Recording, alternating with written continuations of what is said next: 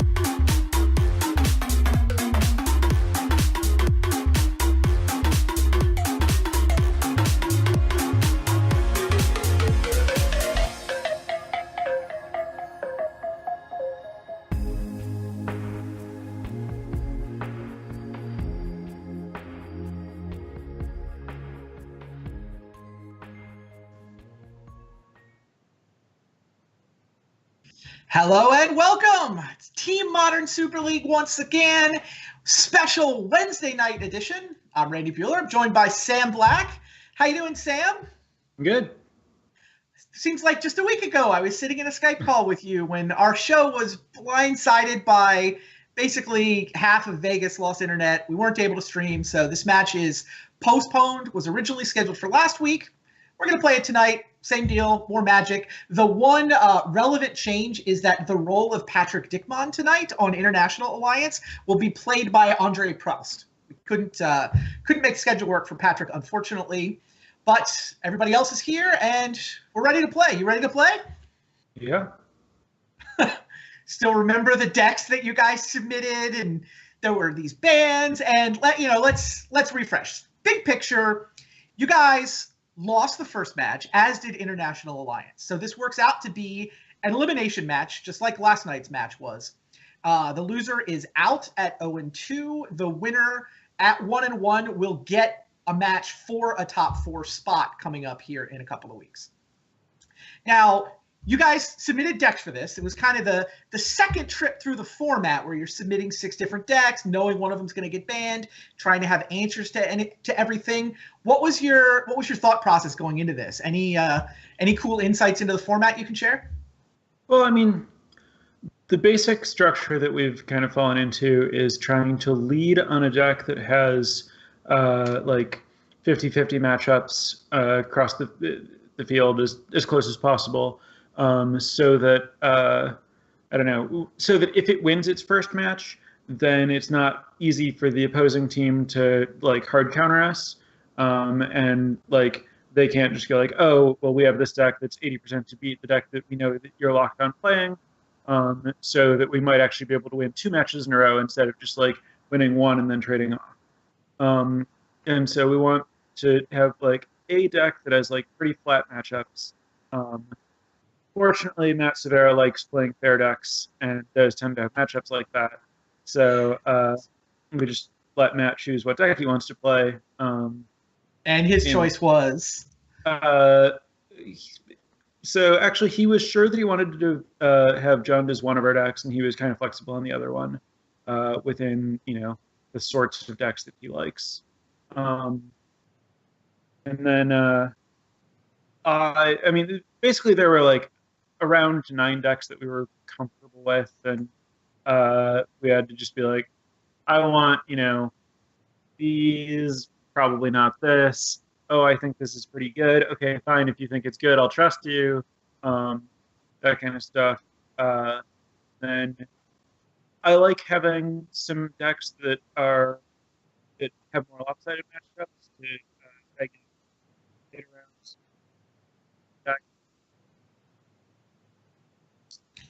I don't know if we're having issues with your audio, Sam. I know I lost it. All right. I think you're back. Okay. But you were explaining how you guys went into picking the decks, and that it would be Matt who's going to kick off for you guys. You wanted to put him on a kind of a 50-50-ish deck to see if maybe you could get a win or even a couple of wins off the top. What I didn't hear was which deck he's actually going to be playing to lead off. He's going to be playing Eldrazi Tron. Okay. Now, why was that the Tron deck that you guys went with? I guess we tried Green Tron last week and it didn't do well. I think mostly Matt was just interested in the deck, and so we were comfortable like letting him try it. Okay. Meanwhile, on the other side, I know what the International Alliance is going to be leading off with. So it is going to be Li Shi Tian going off first, and he will have in his hands their Temur Scapeshift deck. Okay. Kind of looking over to Sam to see any reaction to the matchup that he is just learning his teammate is getting faced with. Well, so Temur Scapeshift isn't a deck that I play against a lot in Modern. So off the top of my head, I do not know what to expect in this matchup. Trying to pull up the deck lists, glance at it more closely, look at it.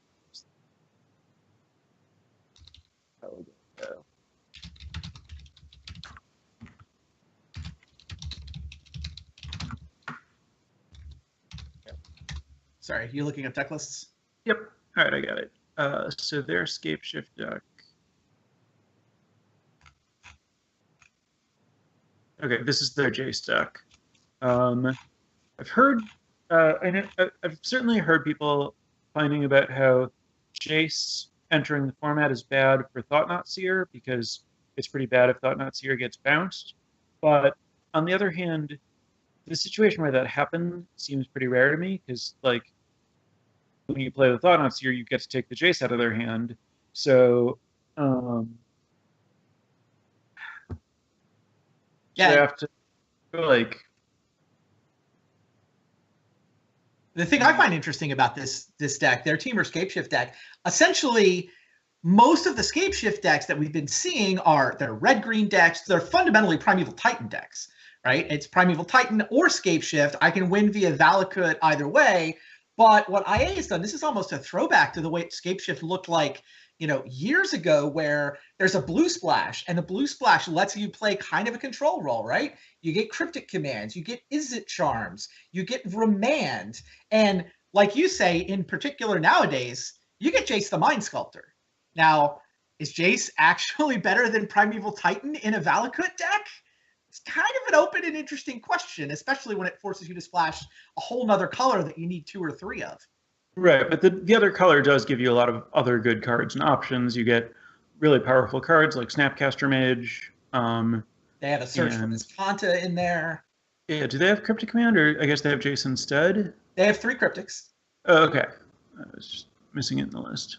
Yeah, the thing is, there's... Oh, it's way up at the top by the lands. Got it.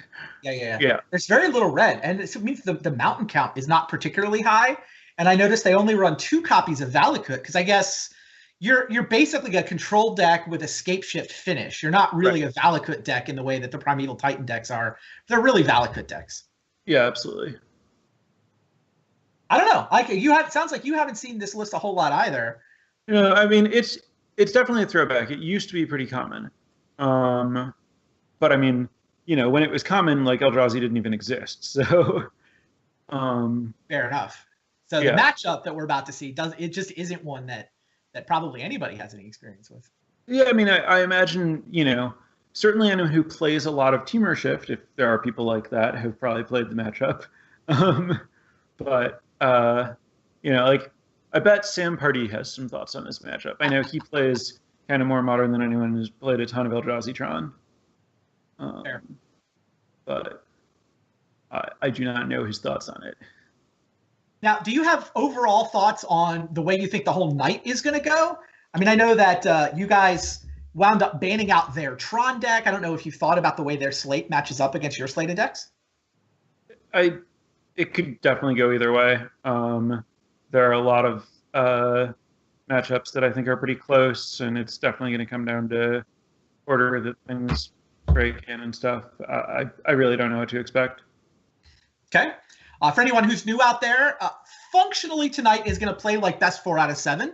That is, whichever team wins 4 matches first, they win the overall series, and that is guaranteed to happen before we get to by match 7 if it doesn't happen earlier. Last night, we actually had Gabriel Nassif just rattle off 4 consecutive wins to start the show. So the Conqueror format that we're using means whoever wins a match, they just keep playing. And so the opponent knows what they're up against. They know exactly what they need to beat. Last night, Nassif showed up with a Hollow One deck and nobody could beat him. It was Pomplamoose running the table 4-0. Nassif and his Hollow Ones got all 4 wins. Logan Nettles, Reed Duke, they just got to watch. And they are now safely through to the next round of the tournament without even having to do anything more stressful than commentary. It was interesting. We hadn't really seen that before. Yeah, no, that's a weird thing to have happen. Yeah, I mean, I think some of that is the Hollow One deck is hard to have a great answer for, right? It's supposed to beat itself, I guess. Sure. And I mean, the other thing is, I guess, like, you know, something that I was commenting on before is, like, if a deck wins its second match, then it's, like, pretty easy for it to just, like, run through because they've already tried their best deck against it and lost. So, yeah, all four of the matches actually went to a game 3. It was a pretty interesting night of Magic. It was like the slowest, closest 4-0 sweep you could possibly imagine. Okay. And I know that both of their best answers were actually decks that Brian Brown-Duin was the guy they wanted to play. So they threw a BBD Lantern deck up against it, but then they couldn't follow up directly with BBD on Jeskai midrange because Brad hadn't played yet. So right. That was I think that was a little bit, but then the Jeskai deck also couldn't knock him down, couldn't knock him off. So did they end up having, like, just switching which player was playing which deck, or did they just, like, play the, like, wrong deck next? They played the wrong deck next. Okay. I mean, wrong. I mean, I don't think any of their decks were huge dogs to Hollow One, but yeah, the deck that when I was talking to Brian in round 1 commentary, he thought their 2 best decks were the decks they wound up playing second and then fourth because they were both his decks. Sure. All right. Well, enough about last night. Let's start playing some more Magic. Let's find out who's going to win tonight's elimination match. Team Madison International Alliance kicking off now.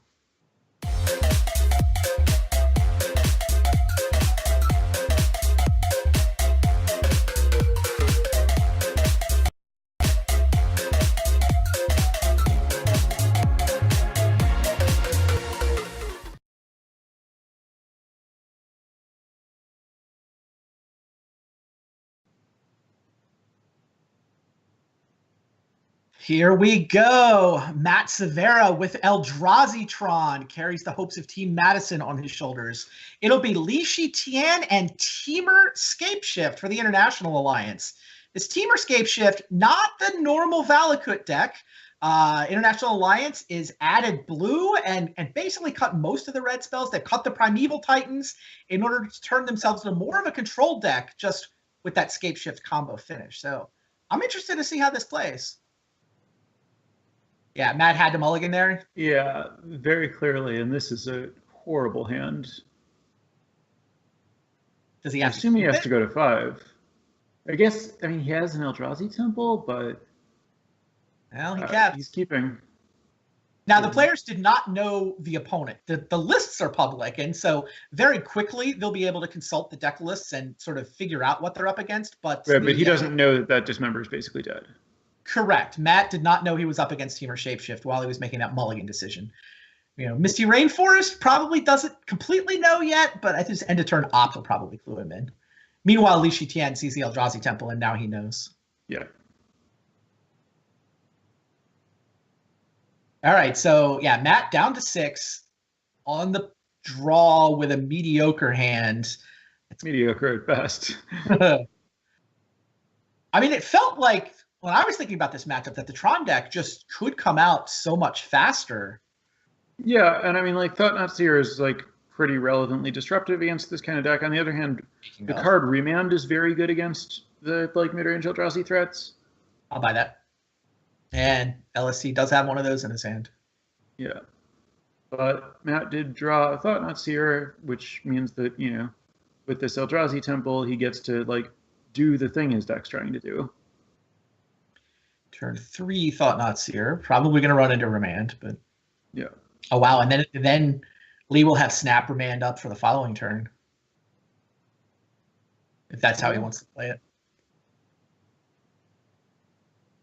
I wonder if this Ballista is going to catch the first Remand.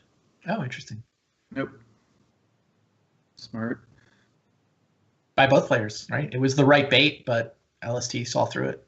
Yeah, I mean, Matt's definitely supposed to just cast his spells. Oh, Is wow. it charmed in the damage mode? No 1/1 beat down for you. Funny. I did not expect that. I mean, Lee's hand's pretty good, right? Yeah, no, and I mean, like, he saves some life. He protects the Snapcaster. Like, it's not that weird. I guess the other thing is, like, his hand is good, and Matt doesn't have a lot of things the Izzet Charm is going to try to counter. Now Lee has to decide if this off-curve Sakura Tribe Elder is going to be even more off-curve because he wants to leave up Remand. It seems like that's how he plays it. Yeah, that makes sense. Probably going to be a while before this Tribe Elder comes down if he's, you know, because he's going to be on Remand and then snap Remand. Matt has to just slam Thought-Knot Seer and cross his fingers, right? Yeah, of course. What else can you possibly do? Remand's not going anywhere if you don't cast spells. Yep. Another Snapcaster.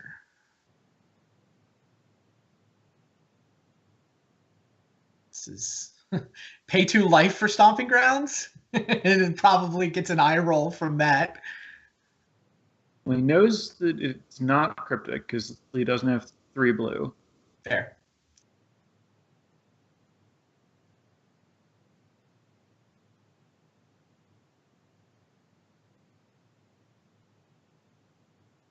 Yep, here's the Snapcaster. Here's Remand again. And this is just the Temur version of Scapeshift. Just wants to stall.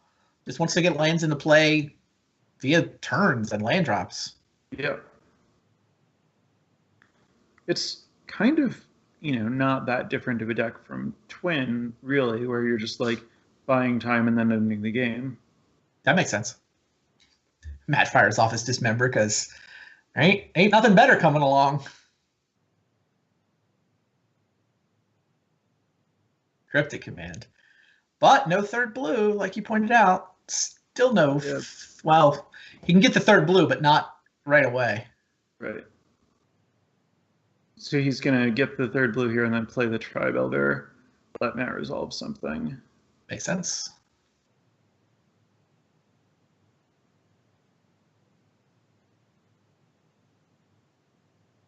I have to imagine that. Oh, that's nice. He gets to develop his mana while playing. Mind Stone into the Thought-Knot Seer. Thought-Knot Seer hitting this, presumably the Cryptic Command, seems like a pretty big game. Yeah. Took a while to get here, but here it is. But I mean, it's kind of a big game, except Lee can just repeal the Thought-Knot Seer and draw 2 cards. Sure, but then Endbringer resolves, right? I suppose. I don't know, who's ahead? Where's your advantage bar right now? So the problem is that, like, we're at the point of the game where, like, repeal Thought-Knot Seer, draw 2 cards. He already has 6 lands. Like, Matt's at less than 18. Like, Lee could just win the game at any point. And he has the, like, Izzet Charm to dig further for it. I don't think Matt's going to be able to kill him before he finds his Scapeshift. Okay. I mean, the game started, it felt like the advantage bar was definitely on Lee's side. Matt mulliganed into a mediocre draw. I feel like Matt has clawed back some of that percentage point. Maybe he's still behind, but he's not behind by a ton. Yeah, I mean, drawing the Thought-Knot Seer put him in the game by letting him do what his deck is trying to do. But it was still, like, Lee's hand just lined up well against Matt's deck, no matter how it's functioning. and I don't think that's really changed. Like Matt has the percentage that he gained when he drew the Thought-Knot Seer, but the hands were just such that that wasn't that large percentage gain. Lee needs what, one more land for Scapeshift to be lethal? He needs 7? No, he has 6 plus Tri-Builder. He's there. He is there. Right. The Valakut off the top was the 7th land, not the 6th. Yep. So now he gets to like fog this attack with the Tri-Builder and then bounce an end step. Yeah, all right. You're right. He's going to see so many cards before he takes any damage.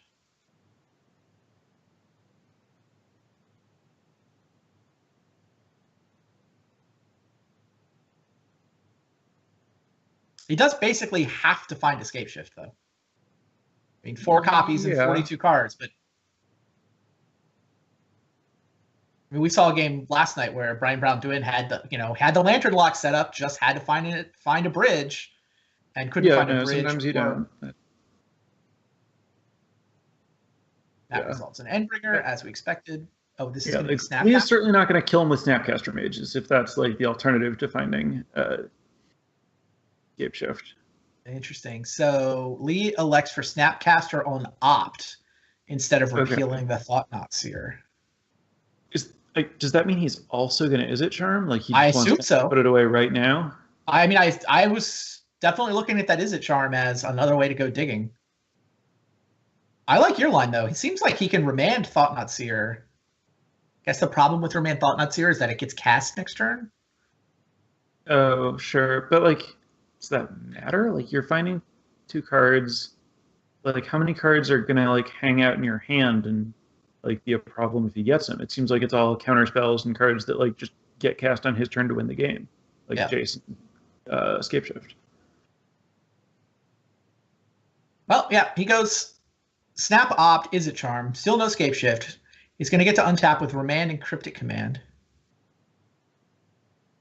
Out.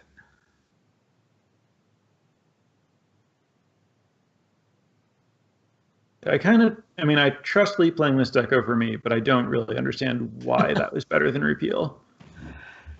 He's looking at main phase repeal? He's going to repeal Snapcaster. Whoa. So I guess that was why, is he wanted to use the repeal that way? Apparently. Oh, wow. Is this going to be pre-combat counter Reality Smasher and tap the others? Likely.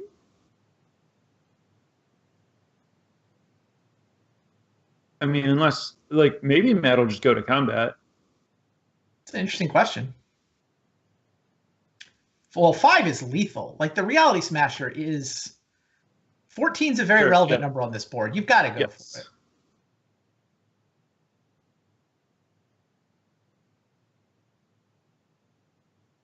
I mean, if Lee was on 15, I could definitely see go to combat, play around Cryptic Command, but I don't think you can play around it here. Maybe you can. Looks like we're in beginning combat. Wow. Also, looks like we lost Lee's hand cam. Hopefully we didn't lose all of his internet. Yeah.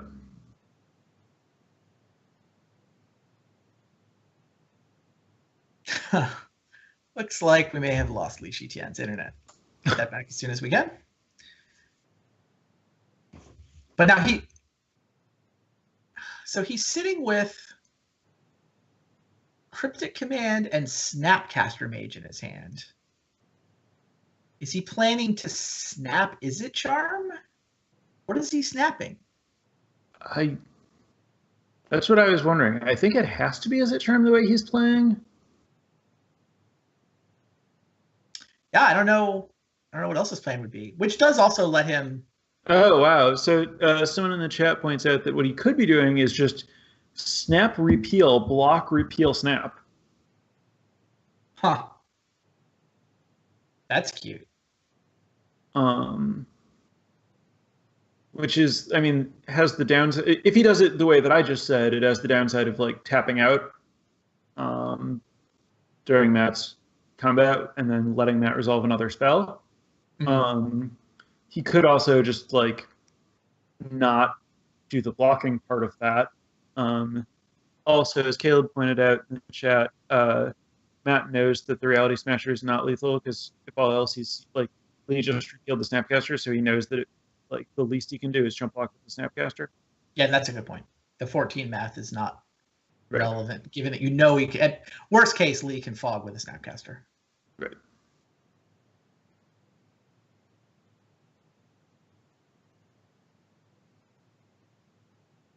Peel, snap, repeal. Does that actually work out better than bouncing the Thought-Knot Seer? He sort of gets the card back, right? Well, He draws just Oh, I as many see. You're cards, saying- but oh, he's sure, up a sure, sure. Snapcaster. well, so it depends on if you repeal the. But he's going to Cryptic Command. Yeah. Yeah. If you repeal the Thought-Knot Seer, if you do it in combat, then Matt gets to cast the Thought-Knot Seer after, which means that if you draw the Scape Shift, Matt gets to take it. So I don't think you can do that. So if you're repealing, you have to do it end step, and he kind of already declined that line. Right. Also, you can't snap repeal because you can't snap repeal Thought-Knot. You don't have that much mana. Agreed with that. Yeah. All right. Well, Lee's back reconnected. He is using his Cryptic Command to fog this attack and draw a card. Just needs to find Escape Shift. His hand at this point, though, is down to a Snapcaster Mage. Right, which guess- Matt knows about, and he's tapped out. So now Matt can just Chalice on 2 to, blank the Snapcaster. Looks like that's exactly what he's going to do. So Lee, I believe, was planning next turn he could snap the Cryptic, fog Right. the attack, draw another card, which seems like a pretty solid line. But yeah, Chalice turns off Snapcaster. So Li Shitian has... Oh, he found the Scape Shift. Cryptic Command to draw a card. Found him exactly the card that he needed. There's not a Cryptic Command in his hand. That's his graveyard sticking out on the left edge. His hand is the Steam Vents, the Snapcaster Mage. He's about to draw a card, but yes, Scape Shift came off that Cryptic Command. And we should be done now. Yeah. Right? Yeah, people are talking about how there aren't a lot of mountains left in his deck, but he can just get a second Valakut, leave the mountains that he has in play, and get enough Valakut triggers, I'm pretty sure. Fair. He's going to opt? What is the point of the opt? Does the Ghost Quarter do something relevant here? If he doesn't have enough mountains and Matt Ghost Quarters the Valakut in response, then you can only get one Valakut. And so then he's not on double triggers. Cute.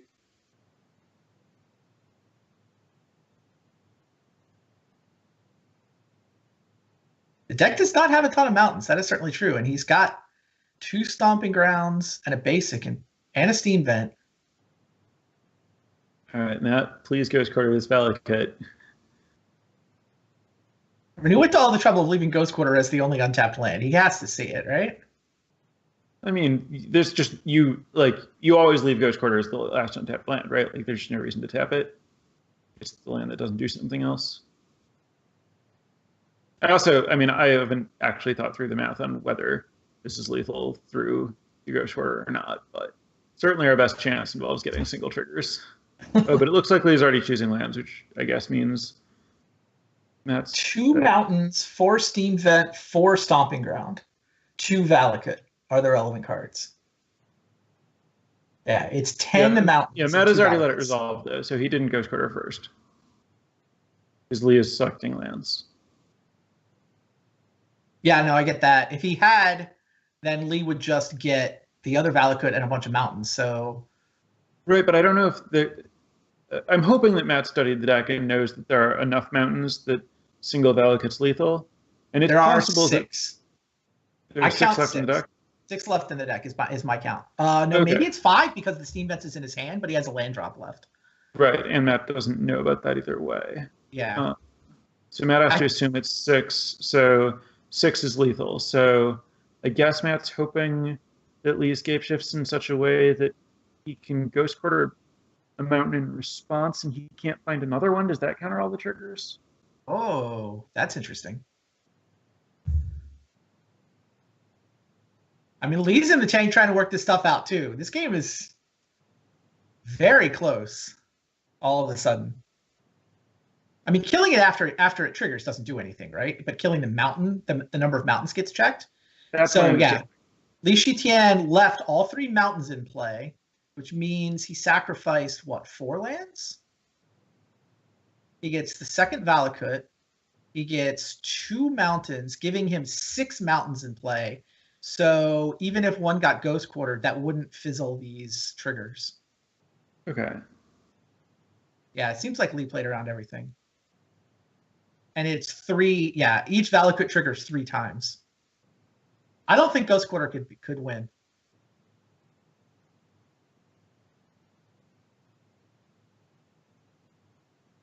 Ghost Quarter Valakut. Valakut, but that there was a mountain left to go get.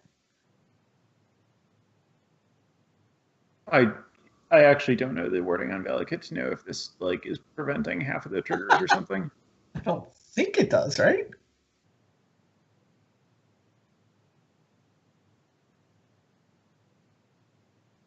No.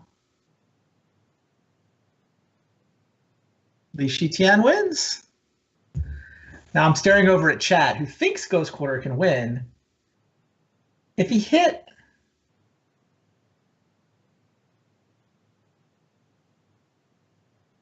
Yeah, no, I don't think there was a way. 2 basic mountains in the deck, 8 other mountains. Lee got 6 so that he couldn't get stuck down at 5. Also, Lee was able to leave 1 in his deck to go get with the Ghost Quarter. I think Lee Oh, Efro in chat is saying there was a stomping ground in the graveyard? I don't know if that matters. I mean, he definitely got a mountain when the Ghost Quarter resolved, so I don't think... People are saying that if Matt Ghost Quarter in response, Lee would have lost. I do not know. Ghost Quarter the Valakut is a response, so then he gets... Yeah, the play that I was talking about. If he Ghost Quarter... Right. So once he let it resolve, there was no way after... Given the way that Lee used Escape Shift, there was no way for Matt to use his Ghost Quarter. Oh, certainly. Shift. I don't know if Matt could have won by Ghost Quartering the Valakut in response. If he Ghost Quarters the Valakut as a response, then Li Shitian can sack...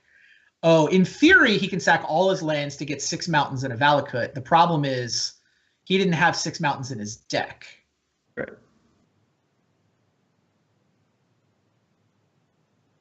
If there was 1 in his graveyard, how did 1 get into his graveyard? From the Izzet Charm? If he discarded 1 to the Izzet Charm, then I don't think he had 6 in his deck. Because he's got 1 in his hand, but that doesn't really help him, right? He has to make sure they all trigger when they come into play. Yeah. So Ghost Quartering a non-Valakut after wasn't gonna help. I see that. Right. Yeah. So it was what I was saying when he was casting it. I think he just needed to Ghost Quarter the Valakut in response to the. Yeah. Now we had more information than Matt did. To be fair, we could see that Lee was holding 1 in his hand, and but that didn't change anything. Sorry. I don't think that changes the number it changes the number that he can get when he escape shifts. Except, I mean, he still had the land play, so it's all the same. But either way, it's like. Well, the difference between sacking a mountain to get a mountain is a trigger, but leaving a mountain in play isn't.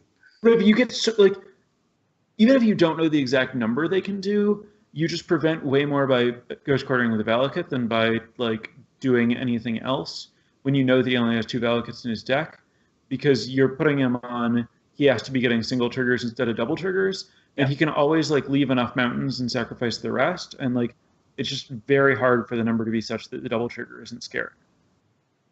I agree. I mean, your rule of thumb is he should have got the Valakut, and I agree with you ultimately.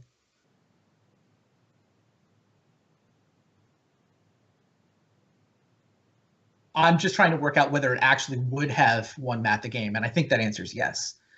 But that answer is only yes. He could have won with a single Valakut if all of his mountains had still been inside of his deck. Sure. But given the 1 in the graveyard, I don't think Lee could have won after the Ghost Quarter. Interesting game, yeah, super close. Sounds like between you and Efro in chat, you guys just both agree that Matt could have won that game if he'd Ghost Quartered his response to the Escape Shift. Makes sense to me too. Yeah. But that's not what happened. Li Shitian up a game. Now, does sideboarding change this matchup much? I have no idea. I wasn't watching a lot either. I assume this needle is just for Tri-Builder? Oh, and Jace. Sure. So Matt's hand is Tron, turn 4 Tron, but nothing that makes that matter. I I wonder if you just don't go for Tron and you get Cavern of Souls instead. Kind of seems likely. Yeah, the hand does not exactly use Tron. But And Lee's hand is no green, but he has opt. I wonder if he's going to just try to opt into green or if he's going to ship it. Wow, Tri-Builder, Search for Tomorrow. No green mana. Well, it's on Matt first. Is he thinking about a mulligan here? Maybe. His hand doesn't do a lot.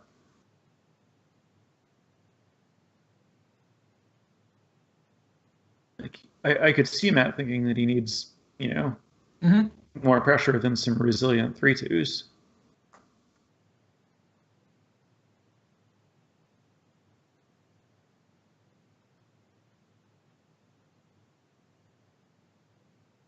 Looks like they're both going to keep. Matt goes for the Tron line. Well, I guess it works either way. We don't know yet. Sorry. He makes There's no the play lands he other can than make. towers. Yep, he drew the green, so. Misty Rainforest off the top. Turn 1 gets to suspend his Search for Tomorrow. Yeah, into Tri-Builder, into Cryptic. So that draws another tower. It's not a good draw. No. Hopefully Matt is just going for Cavern. I don't think Tron matters. I think you have to just try to blank these counter spells. We'll find out during reset step. You can still use the other map for Eldrazi Temple for your, you know, ramping or whatever you want to call the thing that this deck does to get more mana.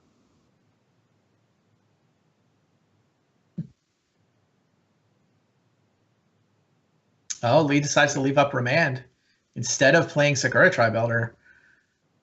He did not see the Cavern of Souls line, or he definitely would have just played his Sakura Tri-Builder. Does Matt see Cavern of Souls? Yes. Cavern of Souls enters the revealed card zone. Nice Remand, bruh. Yeah, it's really weird to. He just cycles it. Because I guess, I don't know if this was his plan all along. I doubt that was his plan. Yeah, but once the Cavern's down, you're just like, well, this isn't good. Right. Once Cavern is there, Remand's not going to do any better than cycling. So you cycle it. But yeah, if he'd known that was coming, I definitely think Sakura Tri-Builder would have been in play.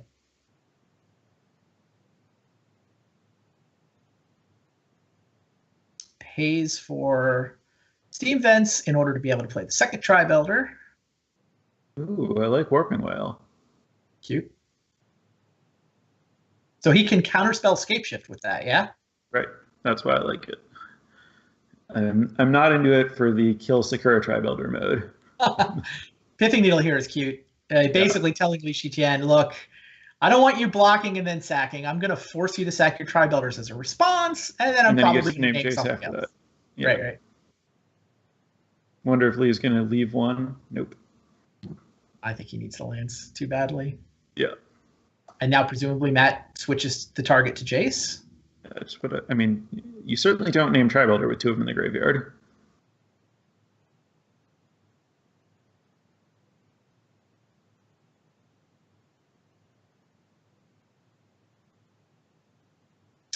Yep. Jace the Mind Sculptor, chosen card. And then Matt's also got another. He's still got another, the third Urza's Tower, just what the Urza deck wants. Still casts Matter Reshaper, still can't be countered. Well, I mean, if he draws a different Tron piece, he can map for an enormous amount of mana. I don't think the enormous amount of mana does anything. I guess it would like make it easy to Chalice on 4, but. Wow, Dismember is still in Matt's deck? That's a little weird. I guess there's Obstinate Balos in the sideboard and Tireless Trackers in the sideboard. So maybe he thinks Lee boarded creatures in. Okay. Or at least he's guarding against the possibility. Lee does have, 3 Obstinate Balos, 3 Tireless Tracker that he could have sideboarded in. They don't seem good in the matchup, but. I'm just trying to figure out why Dismember's in his hand. Yeah, no, I agree that it must be a hedge against that. It just like feels like Lee doesn't want to be a smaller creature deck against a bigger creature deck when he can be a like combo deck against a fairly slow creature deck. Li Shiqian opts for the Fog Line, draws a card with his Cryptic Command.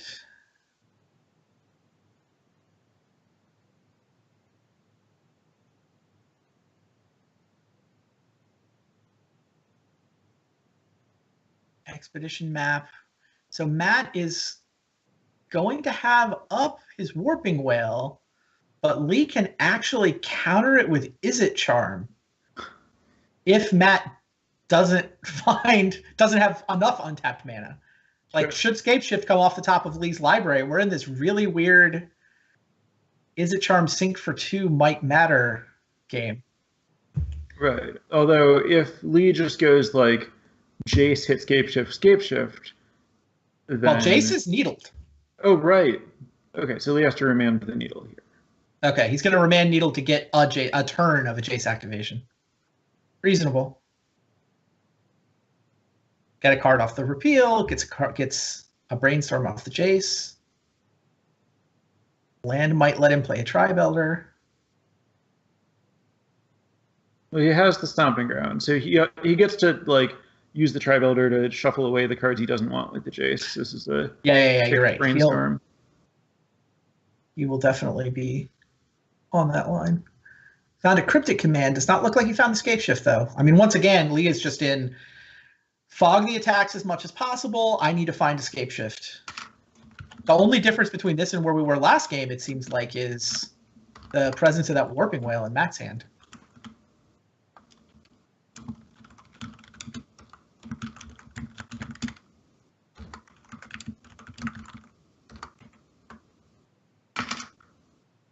Hangerback Walker.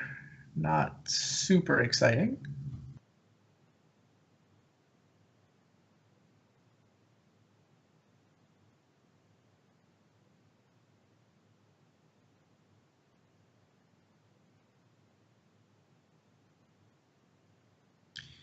All right, Expedition map, finally going to get the last Tron piece. It's a big hanger back, I suppose. Yeah, he can go 3/3 hanger back and leave up 2 mana. He can also go 4/4 hanger back. If he goes 3/3 hanger back and leaves up 2 mana, I feel like the gig is up. There's also the small matter if he needs to replay Pithing Needle. Because he certainly doesn't want to let Lee activate Jace again. I can attack Jace.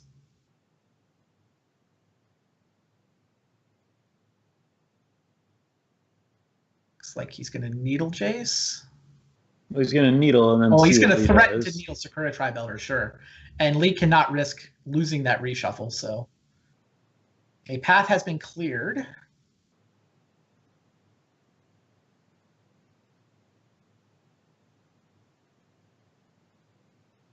Is he not going to leave up the Warping Wail? Don't know. I guess I'm mildly surprised he tapped the mine. Oh, I see.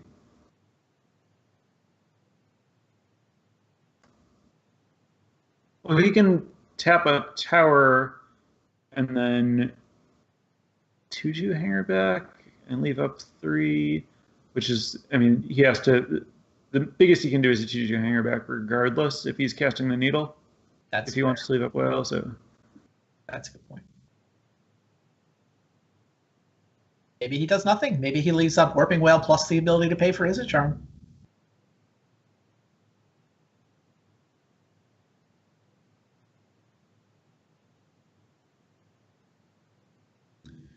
Needle hits Jace, which means the Matter Reshapers can attack Lee. Lee's going to be at 8.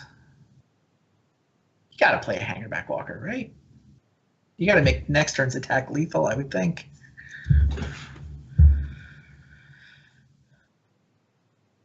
I mean, yeah, obviously Snapcaster and Cryptic mean your attack might not get through, but giving him a turn where he can do nothing and just take the damage is bad.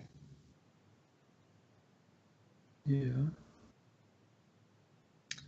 2/2 Hangerback does present a lethal clock, so he is able to leave up Warping Wail and still make next turn's attack at least a threat to do lethal. That kind of works out. Yeah.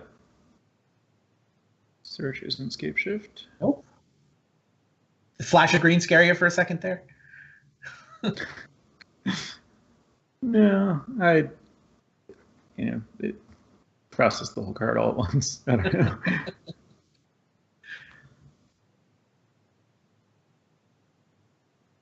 I've had a lot of conversations with Lex about how I just like don't notice art, but I do recognize cards. Like, I was like, hey, did you notice these like eyeballs on Lantern of Insight? Like, of course, that's the whole picture. How you've seen this card a million times? How do you not know about them? I'm like, I don't know. I can recognize like any card from 10 feet away by like the top 2 millimeters of the like top right hand corner, but Yeah.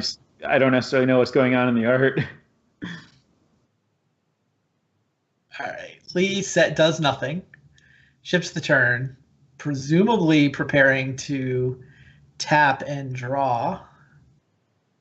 I mean, I think he paused. He thought like bouncing Pithing Needle to get a Jace activation is a thing he could consider doing, but 8 power worth attackers is bad news. But also, it doesn't get a Jace activation, right? He just replays the needle. I meant on Lee's main phase. Oh, I see. He was thinking about Sure. draw a card main phase. It just makes the attack super scary. Like something like a Dismember on Snapcaster could suddenly just kill him. So yeah, he decided he had to go tap, draw, and leave the needle in play. Here's another Matter Reshaper. Now it's Warping Wail with the ability to pay for Izzet Charm. I'm not sure Scape Shift is even enough. Lee would have to snap Cryptic, except he's going to use the snap now as a way to draw more cards. Yeah, and that's also just a ton of mana. Right. That's 10. Yes. I guess he has 9. He can play an untapped land and have 10, but he's using the Snapcaster. All right. Snap, repeal needle. Yeah, just repeal needle. Activation. That works. And there's the Scape Shift. But wow, we are going to have Matt Severa paying for Izzet Charm, aren't we? Well, I don't think the Izzet Charm is going to get cast in that mode. I think the fact that he could. Oh no, Lee can just double Scape Shift. Wow, he found the second Scape Shift off the Jace activation. Right, well, that'll do it. Unbelievable. What a crazy game.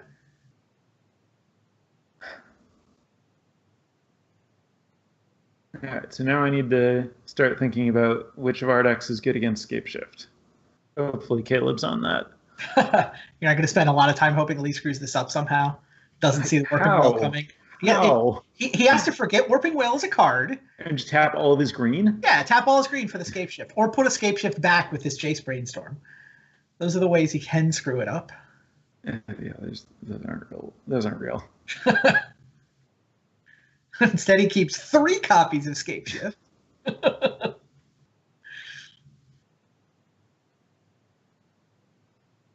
Floats everything. Taps 2 green.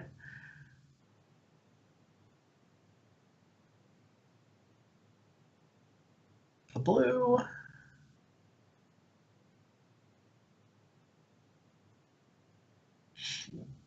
And there's Scape Shift. With Scape Shift mana floating, Matt will, of course, counter target sorcery. All right, I hope that where this goes is counter your Scape Shift again, dismember my Matter Reshaper, peel another Warping Wail the other Scape Shift. Ah! That's exciting. He played untapped mana so that he can Izzet Charm if that happens. Matt still has plenty of mana to pay for it, but he did play untapped Stomping Ground there to give himself Izzet Charm.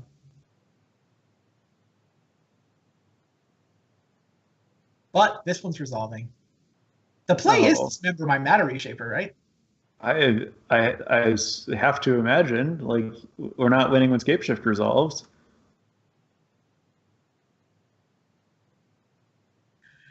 So, any quick thoughts? I mean, maybe there's only one Warping Wail in Matt's deck. That doesn't seem likely.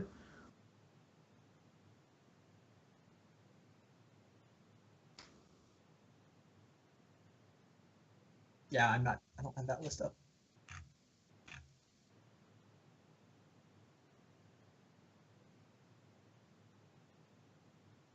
Two copies of Working Whale. Unless it's Oh. Yeah, so that makes sure Quick draw card, Matt. I want to know. Nope. He's not going to peek. Quick thoughts about what you guys might send up against Gate Shift? Uh, Oh, you don't have it worked out yet. I want to let you go huddle up with your boys. And all right. Yeah, I don't know offhand. So stay tuned, guys. International Alliance has now taken a 1-0 lead. Madison is going to have to decide whether they want to send Sam or Caleb up next and with which deck. So stay tuned. We'll have that second match right after these commercials. Need the latest Magic the Gathering singles for constructed, casual cards for the kitchen table, or sealed product for a draft night with your friends? CoolStuffInc.com has what you're looking for. With an extensive selection of singles, sealed, and supplies, free shipping on orders of $100 or more, a 25% buy list bonus, and our ever-popular customer rewards program, CoolStuffInc.com is a one-stop shop for all your Magic the Gathering needs. Rivals of Ixalan is available in stores. Stake your claim. The Golden City of Araska has been found. Build your forces with new vampires, merfolk, pirates, and dinosaurs, and gain the city's blessing. Visit rivalsofixalan.com to find out more. Check out Rivals of Ixalan Booster Draft Leagues on Magic Online. Draft anytime, play anytime. Available now. For more information, visit mtgo.com.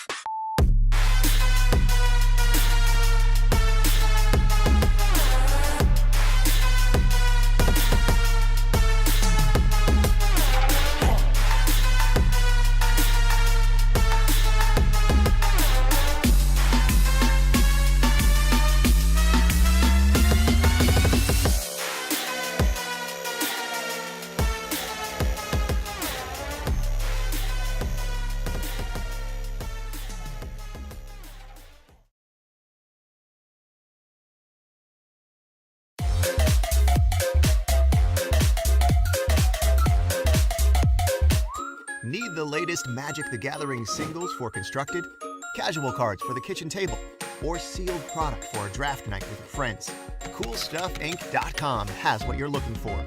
With an extensive selection of singles, sealed, and supplies, free shipping on orders of $100 or more, a 25% buy list bonus, and our ever-popular customer rewards program, CoolStuffInc.com is a one-stop shop for all your Magic the Gathering needs.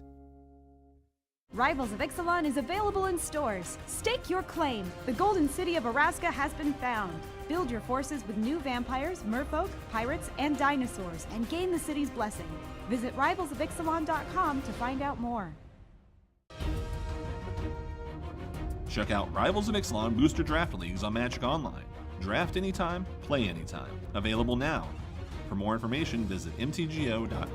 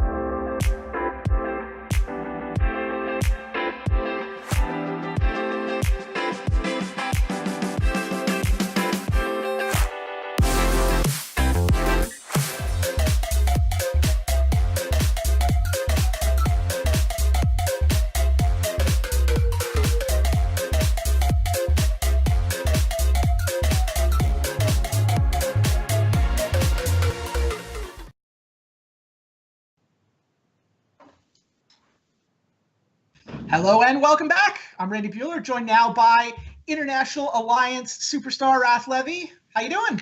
Hi, Randy. How are you? I'm good. Awesome. Glad to hear it. Another late night. Sorry to have to put you through this 2 weeks in a row. We had the false start last week.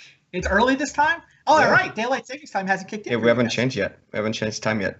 So it's like a leisurely 1 a.m. or something. It's early. I can go for another round. Easy. I have to say, like 2 weeks ago, I was not ready to play. I was like, oh, I couldn't nap at all. It's like, oh, it's 2 a.m. Okay, let's do it. And I saw the problems like piling up. I was like, okay, is it gonna start or not? If it's starting, it has to start now. And they're like, oh, maybe you're gonna do it later. Oh yes, please do it later. Do it later. I'm not gonna be able to play. All right, so maybe caught a break then, and you guys are up a match too. Maybe you won't even have to play. Maybe Li Shiqian will just pull off a Gavin Nassif and run off a 4-0 here for you. Yeah, last time we said that Patrick kind of lost that in a pretty heartbreaking way. So yeah. I'm not gonna call the shots here. Fair enough. Yeah, he did have a bit of a heartbreaking loss. It was like a misclick into a tough game 3 loss when it looked like he had things wrapped up, and then all of a sudden Megan Wolf is the one who ran off 3 wins in a row. Yeah, it was a Nexus. He activated the wrong Nexus, the one that he just played, so he couldn't attack. And then we lost to this, and then we couldn't beat the Scapeship deck. So if you couldn't beat him, you just join him, play your own Scapeship deck. Is that the idea? Sure. Sure. Do you know much about this teamer version of Scapeshift that we're watching Lee play? I discovered it pretty much at the same time as you did, if you didn't know about it before. Now, okay. I will try my best to see what's going on, but I trust Lee in his choice. We're like, oh, should we play Scapeship? Like, yeah, I'm gonna play teamer Scapeship. Okay. I hope you don't expect us to play it because that would be a problem. So which decks were your contribution to the slate? I wasn't sure at all. So I tweeted a couple times the Holo One lists, and I tweeted one list like 2 weeks ago with Squeeze. Oh, right. I wanted to see Squee Hollow One, but you tweeted it. I was all excited, and then when I saw the submission, it wasn't there.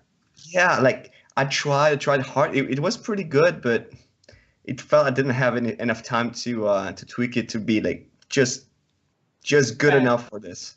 I think it's a good list, but then with the extra 2 weeks that I'd known, I would have maybe tried to make it a little better. So tell people that are watching about the deck. It was Squee, Goblin Nabob, and then Zombie Infestation, right? So pretty much the Holo One list, took the Holo One list, and I took out the Delve creatures, the Black Delve creatures, because every time I played the deck, it felt like I liked to play with my graveyard, and every time I had to discard one of these, I'm like, these guys don't do anything. I don't want them in my graveyard. If they are in my graveyard, I want to be able to play them. So I was like, okay, so let's try something else. Like, what do I want to do with this deck? Oh, discard cards. Oh, I know a card that does that. Oh, and I want to get my cards back. Oh, yeah, let's play Squee as well. So the thing is, with Lootings, with Inquiry, with Goblin Lore, you dump your Squeeze, or you have a good chance of dumping them, Right. and then you get them back, and then you have more chances to keep the relevant cards in your hand. So, and if you have Zombie Infestation, it's also great with the 1/2 Menace guy. Oh, yeah, sure. Flame Adept is pretty happy. So, but yeah, I wasn't confident enough, so I just brought the Dredge deck back. Right. So you have Dredge, not Hollow One, but Dredge. Yeah. And so the Squee deck still one you're messing around with? Is this something we're going to see out of you at some future event, maybe? Could be. I like that smile. But just the Dredge deck. This is one you like where it's positioned in Modern nowadays? I think it's much better position than it was.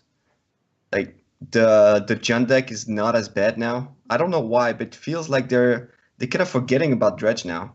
So they put like one less card there, one discard there, and makes the Dredge deck much better. For every sideboard card you don't play, it makes Dredge better. And you like Dredge more than you like Hollow One?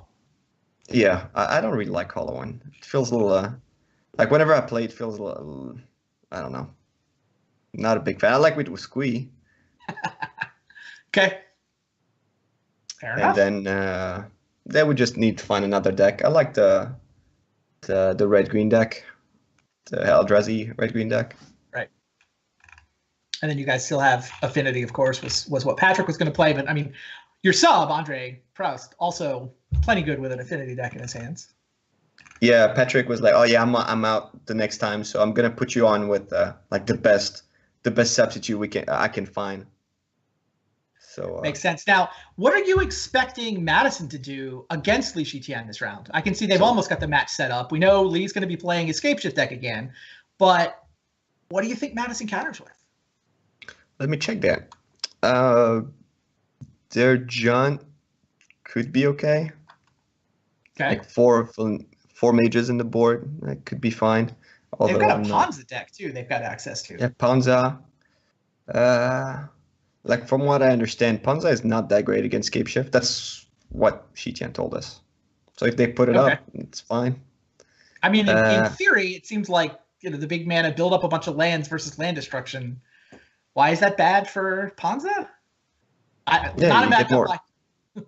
You get more lands. I don't know. And then Jeskai, probably Jeskai. Okay. I don't know. I hope they have set it up already. I'm not giving away all the information. I think Jeskai was probably it's probably the deck they're gonna play now. Makes sense. And land that would make sense to me that they put Jeskai now. Fair enough. And then it'll either be Caleb Durward or it will be Sam Black. That's the other thing we know. I don't think they're gonna put Lantern here. That seems like that would probably not be very good for. Yeah, I agree. So maybe if you want to save the ability to do Lantern next, then you send up Caleb first. Leave Sam with the Lantern option. Mm-hmm. Makes sense. Shouldn't be much longer now. I definitely saw that they were about to set this up. So, big picture, this is an elimination match tonight. Either International Alliance or Team Madison will be 0-2 by the time the dust settles from this evening's festivities. Whichever of them is 1-1 will get to play versus one of the other 1-1 teams for a spot in the top 4. Could be Pamplemousse from last night. Could be one of the losers of our next 2 weeks. So coming up on the next couple of weeks, we switch over to the winners bracket. Those should be some fun matches.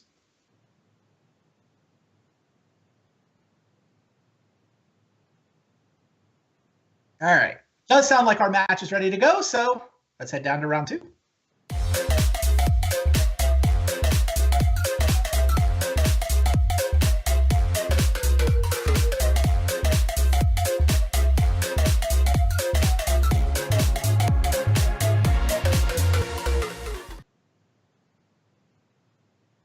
Here we go. Ponza is the answer. So Caleb Durward with a red-green land destruction deck, complete with Bloodbraid Elves and Tireless Tracker. That's a pretty solid hand Caleb's got there, right? Turn 1 Arbor Elf into land destruction, Bloodbraid, Tireless Tracker.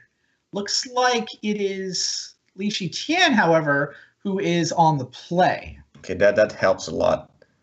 Being able to remand the first land destruction is huge. Like I remember playing the mono green land destruction deck when my opponent had disrupt. Ooh, that was terrible. That was just the worst feeling. Raph Levy dropping the Legion land loss references that I might be the only one who can hear them, who gets them. But I went to that Grand Prix. Or is it 15-year-old Raph Levy won the Grand Prix Lyon? Pretty much, yeah. But did you win the one before? Did you win Madrid? Oh no, that was I top-8 Madrid. I didn't. Oh, Steve-O did. Yeah. Yeah, no, I finished 9th. I ID'd into 9th place. Oops. I was young. That was my first big mistake. Still stings. 97, I think. Yeah, 98, I think. Early 98. And yes, February 98 was Lyon. Or maybe it was in January 98. Sounds about right. This would have been extended format Magic Raph and I are reminiscing about. Wow, so he uses Is It Charm to kill the Arbor Elf. That will also turn off turn 2 Stone Rain possibilities. And now we have another lane. Yeah. You said that Li Shiqian wasn't going to be bothered by Ponza. I had the same reaction that Madison apparently did. That's what he said. I was like, oh yeah, but he's going to destroy your lands. You're never going to get to 7. Like, yeah, whatever. I get more lands. I get more lands than he has land destruction. I'm like, okay. I trust you. I mean, his hand is landed cantrips. That's all he's got this game. Yeah, but Caleb is probably going for a tracker now. You think? He's not. I don't think he's going to be bothered by Molten Rays. Interesting. Oh, maybe not, but oh no, he's going. He's going Stone Rain. Well, it's not going to change much because he's going to get remanded anyway. Right.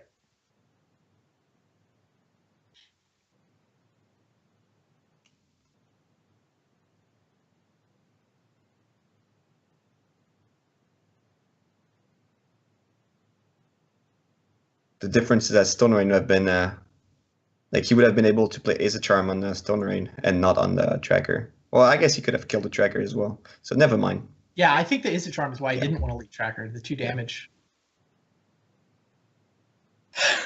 This is the age-old, man. When you're playing land destruction and your opponent is flooded, it's just the worst feeling in the world, right? You're like, why isn't he out of lands yet? Why does he have 7 lands? And now he goes to Scape Shift, so like another fetch from Caleb, and he's reachable. Oh yeah, and 19 down to 18 would change the math. Second remand for Li Shiqian, lined up. Just in case he draws a search. That search wouldn't matter. Wouldn't make it faster. There's Utopia Sprawl. Presumably this is the Stone Rain again. But here's the remand again. Man, this is just the way Scape Shift draws it up. So are you repealing the Sprawl now? No, Huh. Maybe. because you can't repeal your land. So It's a good point.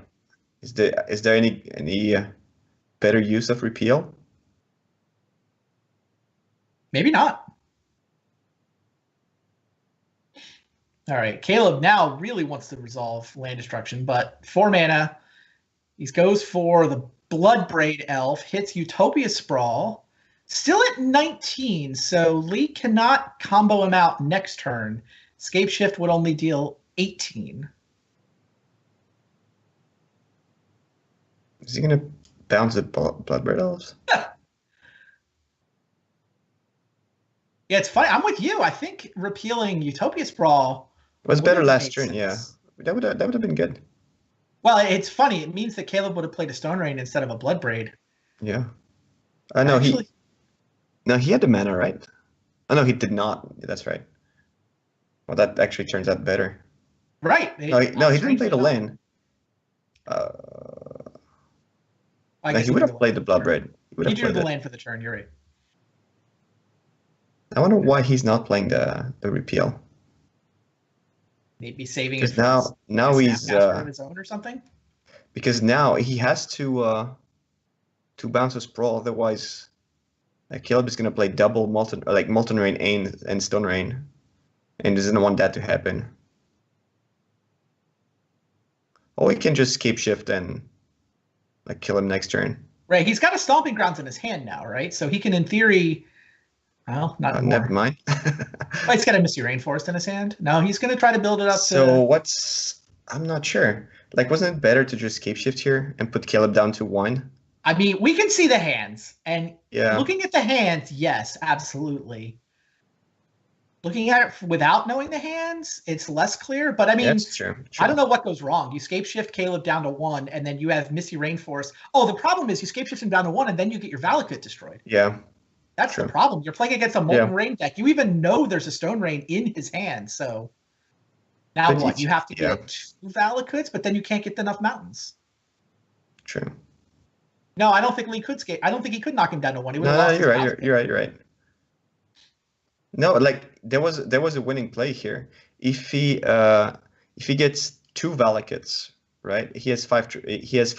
How many triggers does he But don't the get? mountains have to see 5 other mountains? Yeah. Would he have that? No. No, he wouldn't. No, never mind. He had only 7. It's only 7 lands, so 2 Valakut and 5 Yeah, mountains yeah. is 0 triggers.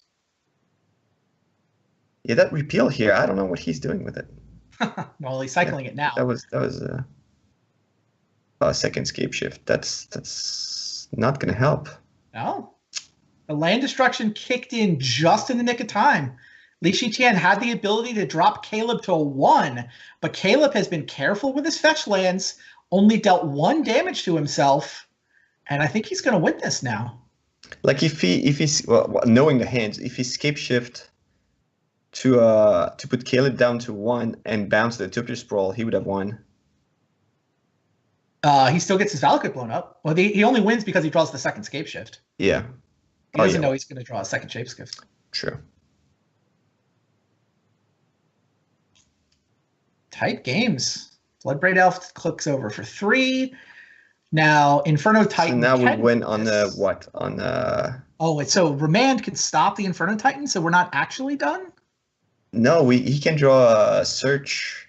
He can draw a Tri-Builder. Right, Li Shiqian has to top deck a way to get an 8th land into play somehow. Caleb can just not play here. I mean, cracking Wooded Foothill seems crazy. He's been that very careful to stay at 19. He knows the 7th land is... Yeah, I don't even think he's going to try for an Inferno Titan. He's just going to drop a Tireless Tracker, I guess. Make sure he doesn't get a lethal attack blanked by a repeal. Then again, putting a Remand target out on the stack isn't ideal. It's tempting. Come on, just play Titan. Just go for the win.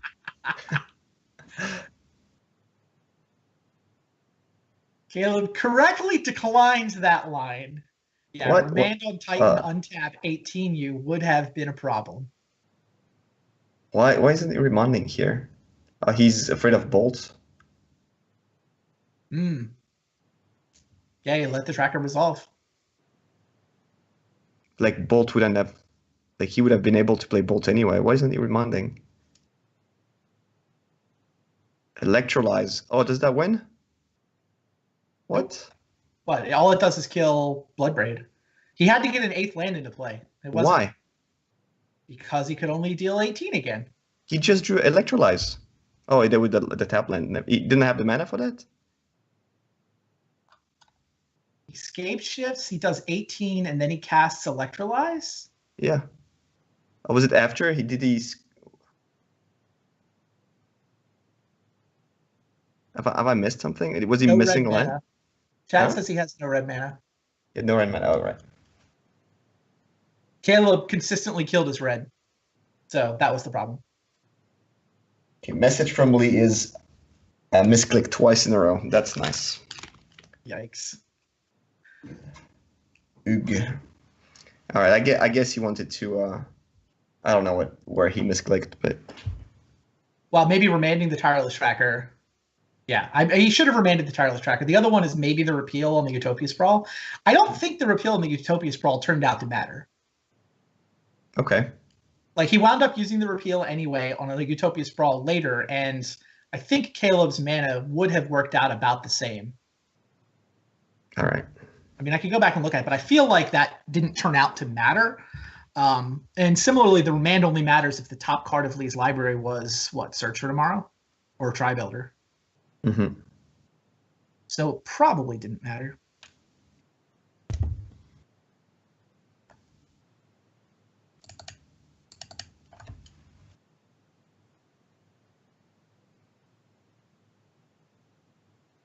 Yeah, Misty Rainforest was his fetch land, and he had no red mana. All right, that's why.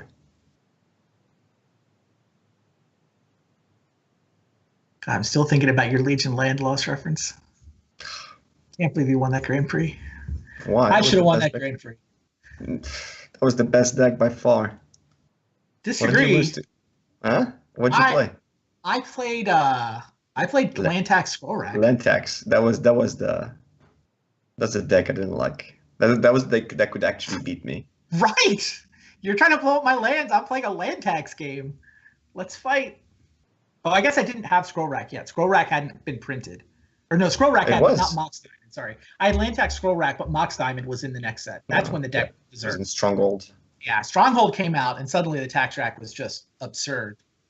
Once Mhm. you had Mox Diamond in the mix. But yeah, I was playing Tax Rack. I'm pretty sure I had it in a control shell. I had the Humility lock in there. Tel'Jorn Outpost with Humility, Orm's Prayer with Humility. It's good times. Locked everything up. I think I played Tranquil Groove in that deck. Tranquil Grove, and Emerald Charms. Yeah, your deck was cool. It's one of the few times Land Destruction has actually won a big event, right? Hansa deck never actually won anything, has it?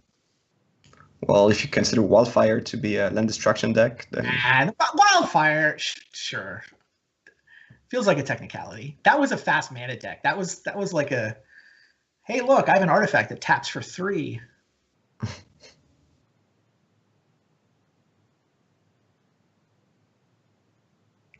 All right, here we go. Game 2. Ponza got the job done, blew up just enough land, just barely fast enough for Caleb to win that game. Solution Channel on the play again. Caleb once again, oh, there's Molten Rain off the top. I was about to say he's got the acceleration, but he does not have the land destruction spell. Molten Rain off the top. So now he's set to go turn 2 Molten Rain into turn 3 Tracker followed by a fetch land. That's not bad. Remand, though, is going to defend Lee's first land. why is he playing Tri-Builder here? Oh, he might.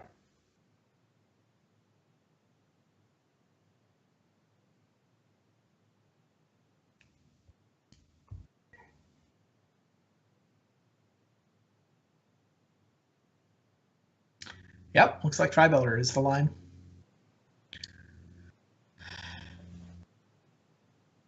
Another fetch land to go with that tracker. So for now, the tracker is not exactly threatening. There's not much threat in Caleb's hand. As long as he doesn't have 5 mana, we should be fine. You're confident that Izzet Charm is going to take out Tireless Tracker in time? Yeah. We'll see.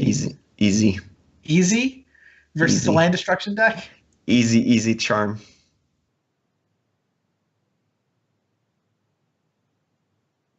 We'll still get 2 clues out of it, though. Even if that's how it plays out. Depends how late he plays it. I mean, if you go Tireless Tracker, yeah. fetch land. True. Yeah. He's not gonna sack it right away. He's gonna wait to untap. And he will flood it again.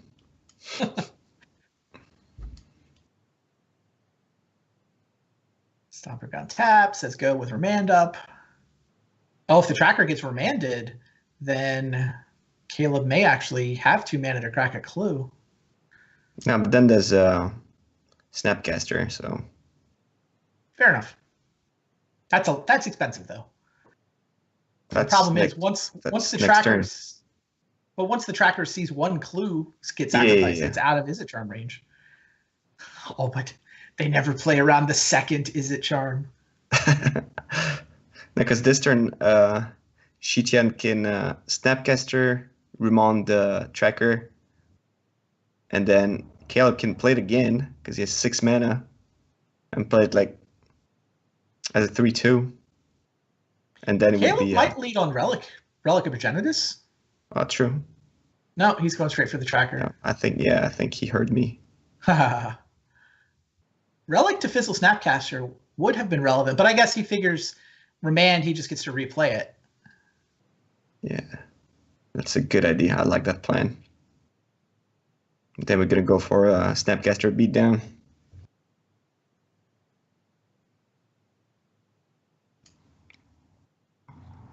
Another land. Caleb forced to play another fetch land. Played, ignoring the Relic in order to be able to play the tracker twice does make sense. It's certainly the better line against a Remand in Lee's hand. It's only weaker against Snap. Meanwhile, yes, there is Izzet Charm. Down goes Tireless Tracker. All that hard work Caleb just did. Finally resolved it. So now we're left with just lands and Izzet Charm. Yeah, somehow Snapcaster Mage is just the biggest creature standing on turn 5. Arbor Elf is going to trade for it. Agree. It's very sad. Maybe we just kill it and just go for the win with Snapcaster Mage. Is he really going to Izzet Charm to kill an Arbor Elf? It's not insane. It's a little insane. I would probably just draw this turn. I certainly would want to see my top card before making that decision. That's a good one. Yeah. Offers the trade. Yeah, Caleb accepts.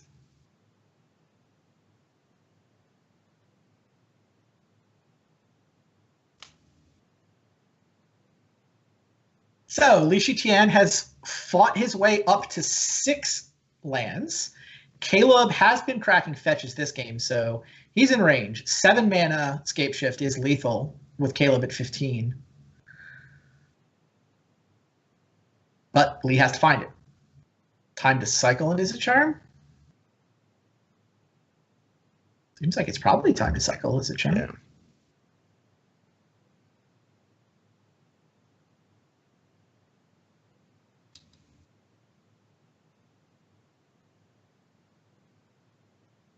Nope, still not. It's taking his time.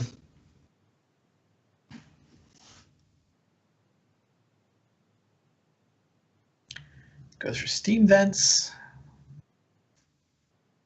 I'm not going to call the worst things that could happen because I just don't want to do it. Say, oh yeah, Caleb could do this and to this and to well, I'm just gonna. You don't want to will it into being. Ooh, blood. Yeah, moon. I'm just gonna sit and watch. Okay, well that's. That is a must counter with Cryptic Command card. Yeah. How many blood moons does he have? Yeah, that's a good question. I don't know. I was gonna say blood bread into blood moon. That would have been worse.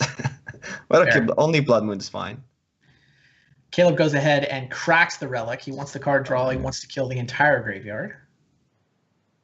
Draws Stone Rain for his trouble.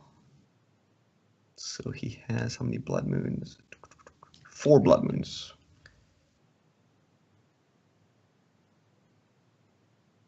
I wouldn't counter that. What does he want to? No, yeah, Caleb can pay 2 mana. yeah, So the plan here is yeah. draw just to- discard 2 while he's got the mana floating. Yeah. Probably does not want to misclick or something. Is he countering? No, that's pretty bad idea. Oh, It's 3? I thought it was 2. it It's is. been 3 the whole time? I think it's 2. I thought it was 2. Why does that look like it says 3? Yeah. Well, Just wants to force him to crack Wooded Foothills? I wouldn't know why. It looks like a 2.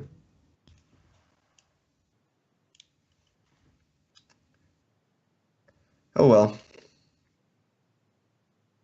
Yeah, Caleb pays. Stone Rain resolves. I don't know why he didn't draw 2 discard 2 there. I don't know. Well, we have more lands. All right. How about we draw 2 discard 2 with this one? Yeah. And draw nothing. That's also pretty good. I mean, you are playing against an opponent with nothing.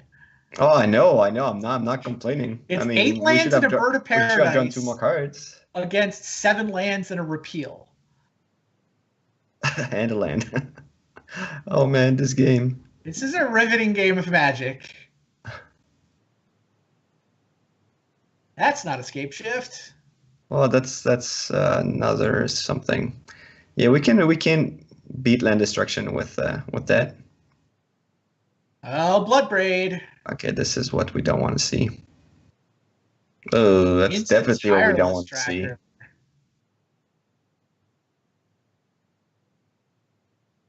There's a land. Get the tracker trigger. Caleb instantly cracks the clue. Tracker's now out of Visit Charm range and a Stone Rain off the top. Stone Rain is still fine. I mean, at some point you're going to run out of mountains, aren't you? There's only 10 in the list. There's 4 Stomping I can Grounds, see 4 what- Steep Vent, 2 Basic. I don't know how many have been exiled with that relic, but there's 2 in the yard. I think we're still fine.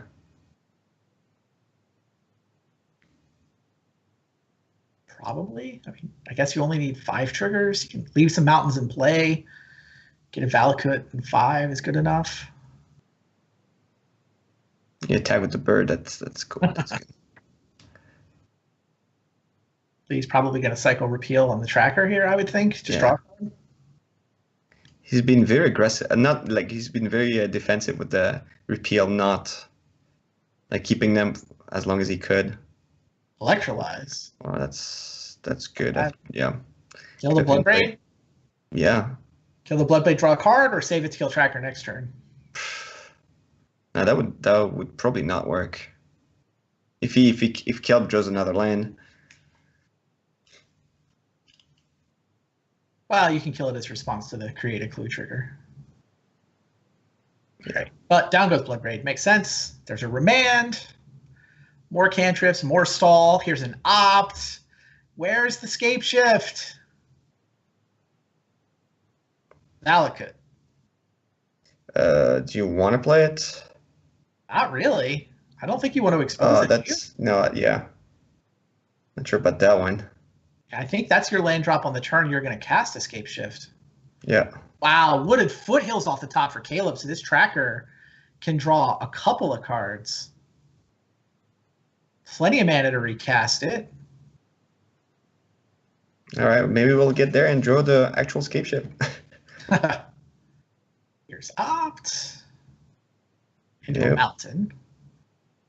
Here's Wooded Foothills. Trigger.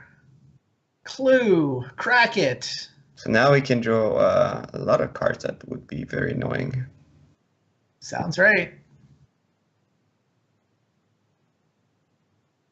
Primal Command. What does that do? It's gain 7 life. Ha! No, 21. I don't know. I don't know if 21 would do anything. Oh, getting a Primeval a Titan would work. Steam vents. That is not Scape Shift. I'm starting to not like your Yeah. chances, Raph. Yeah, I don't like it either. That Tireless Tracker is doing some serious work. There's a Wooded Foothills that can give it another clue. Primal Command. It becomes an option next turn. Yeah, for what? For gain 7, look for a card, look for a guy. Like a Bloodbraid Elf. 21 gain 7. I don't know if it do much. Just Time Walk. Just put a land on top. And get maybe that would be good. Put a land on top and get a Bloodbraid Elf. I think get and then cast Bloodbraid is on the list. I don't know what the other mode is. Time Walk feels pretty relevant. Time Walk's pretty good, yeah. I don't know if Lee can't really time Search for Tomorrow around that. If he has a suspended Search for Tomorrow about to go off, he could get a shuffle out of it, but he can't set that up. A, he doesn't know about the Primal Command. B, all this stuff happens at sorcery speed.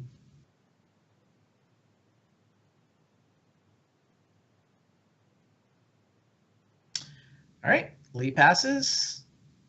Caleb gonna go ahead and crack to get a clue. Probably gonna spend his mana while he's got it on the clue. Oh, another tracker.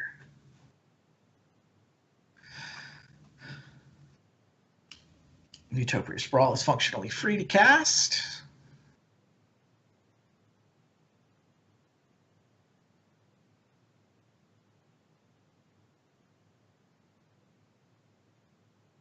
Yeah, if he chooses to put a land on top of Lee's library, I think we're done. Doesn't he win like it's 5? It's 5, but I think 8. Yeah, it's 13 damage. Yeah. Right. His other mode is Bloodbraid. Yep. Right? Yeah, should be good. I mean, bad, but should be. Bloodbraid Elf. I don't even think it matters what he hits because he's attacking for 8. Lee's going to top deck Valakut, and then he's attacking for 8. Oh, the Stone Rain for the Rubbins. He says, you can't even have double green anymore. No Scape Shift for you. You're going to top deck Valakut anyway. And Ponza gets the job done. So Team Madison evens it up at 1 match apiece. Caleb Durward comes by that Ponza deck on us. That's a Madison deck from, speaking of 90s decks, that was an Adrian Sullivan deck way back in the day. Also fighting out of Madison, Wisconsin. Now what happens, Raph? Now we're going to figure out what we're sending. All right. Well, I'll go let you huddle up. Stay tuned, guys. 1 match apiece. Plenty of Magic still to come right after this. Need the latest Magic the Gathering singles for constructed, casual cards for the kitchen table, or sealed product for a draft night with your friends? CoolStuffInc.com has what you're looking for. With an extensive selection of singles, sealed, and supplies, free shipping on orders of $100 or more, a 25% buy list bonus, and our ever-popular customer rewards program, CoolStuffInc.com is a one-stop shop for all your Magic the Gathering needs. Rivals of Ixalan is available in stores. Stake your claim. The Golden City of Araska has been found. Build your forces with new vampires, merfolk, pirates, and dinosaurs, and gain the city's blessing. Visit rivalsofixalan.com to find out more. Check out Rivals of Ixalan Booster Draft Leagues on Magic Online. Draft anytime, play anytime. Available now. For more information, visit mtgo.com.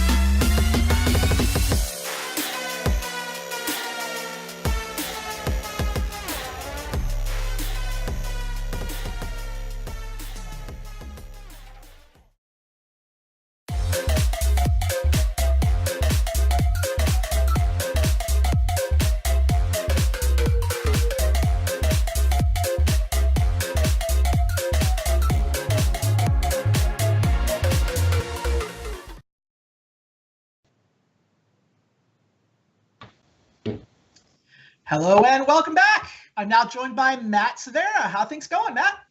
All right. 1-1. How do you feel about the way the matchups play out from here? Have you done much of that look ahead yet? I haven't really thought about it too hard. I'm just kind of crossing my fingers, hoping maybe Sam can make a run with Lantern. See what happens. Fair enough. Sam with Lantern is, I guess, up next no matter what, or probably up next? I can't say. I have no idea, but I think so. Yeah, I think that's probably our best choice. So, but maybe Caleb will just go 4-0. Who knows? Do you how much confidence do you have in this Ponza deck? Not very much. I mean, we weren't really sure what to bring against Scapeshift. Caleb said he heard the matchup was like kind of medium-ish bad, sort of, but okay, we didn't really know. Yeah, Raph was telling us that LST didn't mind. I mean, they were kind of thinking, well, I mean, they can try Ponza. It seems like, in theory, land destruction against a deck that relies on lands. But Li Shitan apparently felt like he just had so much land in his deck that you couldn't realistically run him out. So right, they were okay with the matchup. Yeah. But you guys got the job done anyway. That we did. So, yeah, crossing my fingers here for Caleb. Yeah, maybe he gets to be on the play. Ha! That does seem like an important role. Now, any thoughts about your first round match? Other than that, I have never played that exact matchup before. I don't actually have a ton of experience with Eldrazi-Tron, and I don't really know what to do against Scapeshift, so it didn't look like I had a lot of options. I just kind of played big monsters and tried to attack, and it didn't seem to work out very well. Yeah, I think probably taking out a Ballista for Hangerback Walker was probably a mistake in retrospect, given repeal. I just as soon as I played that Hangerback Walker, I'm like, man, if this gets repealed, I'm gonna look really stupid. But and then we noticed you still had Dismembers. You were worried about him sideboarding in his big creatures after sideboarding? I just have so few cards that are actually relevant. And so if he sides in a creature, then I guess I want it. Otherwise, Chalice is pretty bad, and most of my cards are honestly pretty bad. So fair enough. Yeah, no, it makes sense. Now, you've got Ponza lined up. Do you have a sense of what you think they're going to want to send up against your Ponza deck? Oh, I wish I knew the matchups against Ponza. So their choices, Temur Scapeshift, they're now done with. Scapeshift deck went 1-1. It's done. They have an Infect deck. They have a Red-Green Eldrazi deck. They have an Affinity deck. And then they have Dredge. Well, let's see. Red-Green Eldrazi doesn't seem horrible, oddly enough. I don't think the matchup's supposed to be horrible for Red-Green Eldrazi. And then Dredge seems like it just might be miserable for us, honestly.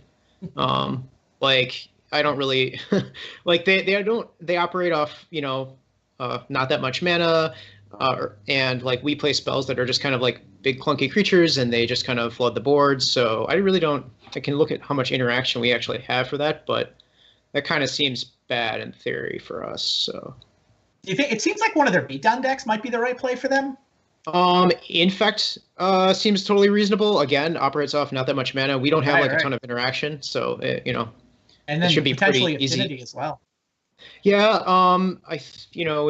have to imagine we have grudges here, so there is that. Just can hope that we draw them. Fair enough. I believe those are the decks Andre Prost would be playing Right. if it does play out that way. I know he and Patrick Dickman have pretty similar tastes in decks, so we may get a clue when we find out whether they're setting up Raph or Andre. Yeah, that should tell us a lot. Yeah, Red Green Ponza, you've got a Nature's Claim in the sideboard. You've got 2 Ancient Grudges in the sideboard. Only the 2. Yeah. But then a couple of Abrades.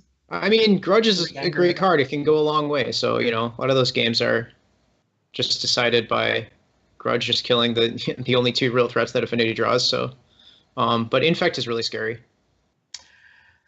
Interesting. That makes sense. It's got to be one of those, right? It's got to be Andre playing either Infect or Affinity. Yeah, I would think so. I mean, Andre's, great with Affinity, right? So, like, that's kind of his, his go-to deck. So maybe they'll just bring out the big guns right away. I don't know. Makes sense to me.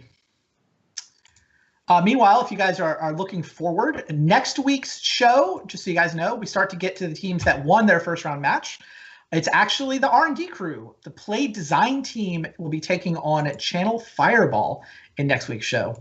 So pretty interesting match. A bunch of players that certainly are fun to watch there.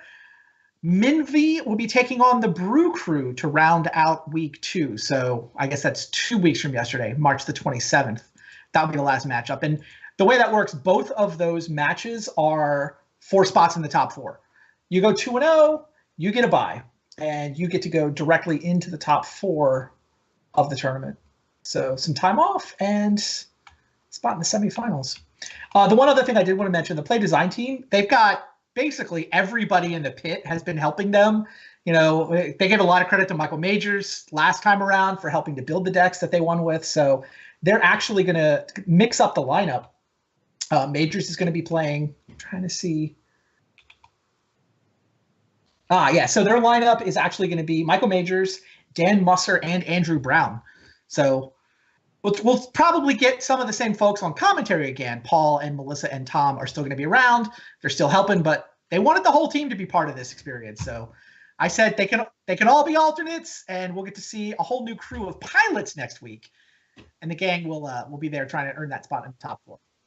But first, let's see who's going to stay alive here. Sounds like our players are ready. Let's head down to match number 3.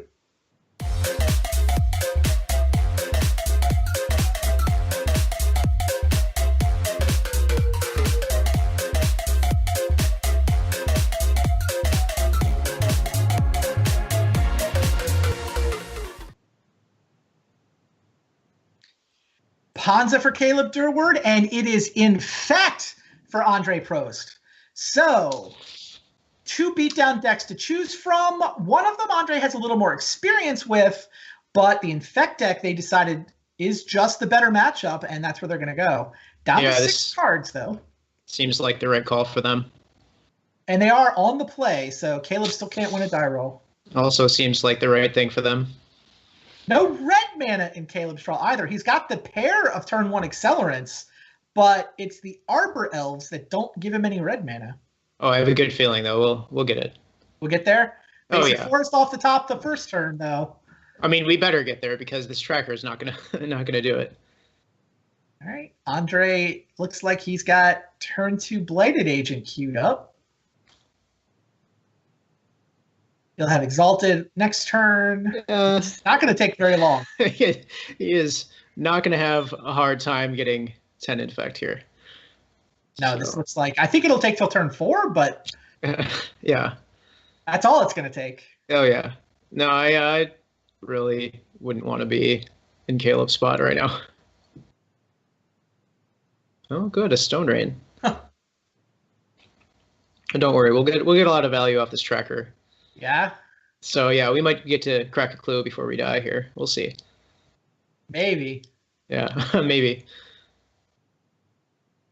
Yeah, this is going to be Noble Hierarch. Well... Into Blighted Agent. Okay. So... Is he going to play the Glistener? Yeah. You guys have sweepers in the main, right? Yeah, just add the Glistener Elf. I think so. And also, you know, if we had a removal Right. spell, we would There's have your used red it last mana. turn. There we It go. even See? comes in the form of a fetch land, so multiple clues. Yeah, I told you I was confident. So you can knock the infect player down to 2 green mana. That's not exactly Yeah, I mean, we Exciting. just spin Bloodbraid here, or what can we even hit with it? I'm looking it up right now. you have lightning bolts, right? Oh, Maybe. maybe Beast Within.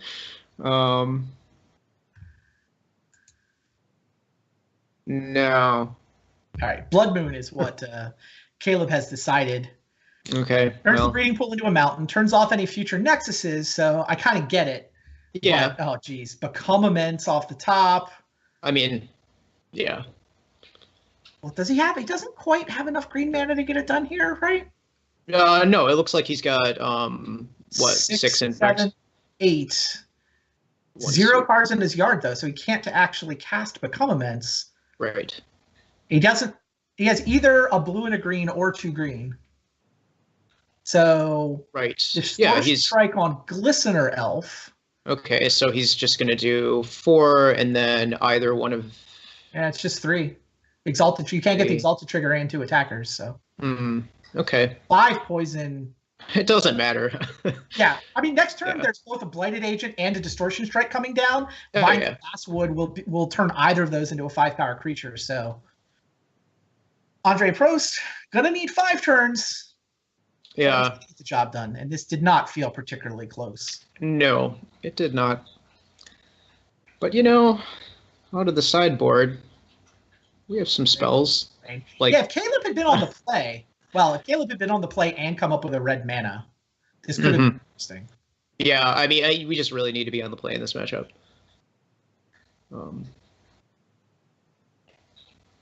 Backs a clue, Stone Rains, yeah, no time. Yeah, nothing we do matters. I guess we're gonna Wait, is get that down to is 6. this actually? So he killed the Dryad Arbor, which means your only source of green mana is now Noble Hierarch. Oh yeah, So you can't That's- kick a Vines of Vastwood, true. and That you is can't actually very cast true. Appallaments. So maybe we're not done yet. Maybe we're not done yet. Yeah, I didn't even look at Andre's life total here. Blink Moth Nexus. Wow. This is only 3. Yeah, this is only 3. We might win. I spoke way too soon. You're gonna have to chump. I mean, yeah. Blood have Moon's to doing a lot of work. Yeah, Blood Moon is definitely doing work. If we just attack with everything, If you attack with everything, you have to chump. That's a and then Blood there's Raid Elf. no green mana, which means the Bladed Agent can't even hit for 2. If Yeah. no Hierarch dies in combat. This is crazy. But also, that's a Blood Raid Elf. So Oh, you can't even that jump? It's just Caleb's gonna lethal. win this game? Yeah, Caleb's. I mean, I said the whole time he's got it locked up. Wow. Wow. Okay. Yeah, you said it the whole time. Yeah. Crazy. Wow. All right. Blood Moon did some work there. Blood Moon did some work, and and I guess Andre drew 2 lands and a Noble Hierarch, so it's not like he drew land light, but he drew No, he you drew know, land average, and he needed just 1 more land. He needed a second green source. right. But I mean, how many does he forests does he really play? You know what? 'Cause- Remember the turn? Well, sure, but you remember the turn where Andre played the Distortion Strike? Yeah. What if he plays Kicked Vines of Vastwood there instead? So if he plays vines on his guy, he gets what, an extra? He does 6 damage. instead of 3, and so that would be enough because he can then Distortion Strike for 3 the next turn because he ended up being 3 short that game, right, or 2 short. Too short.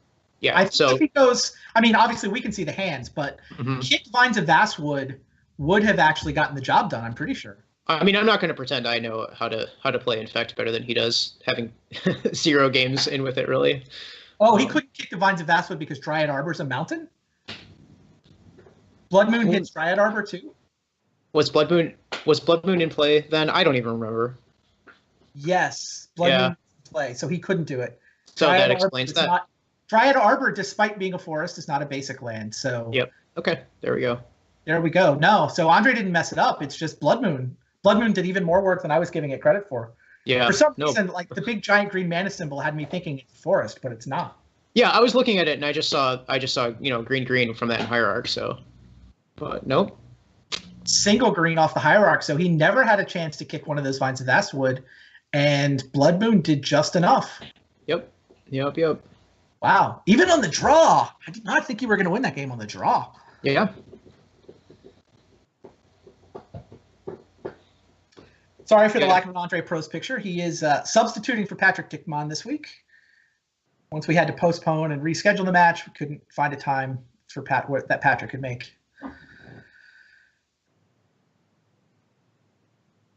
Huh.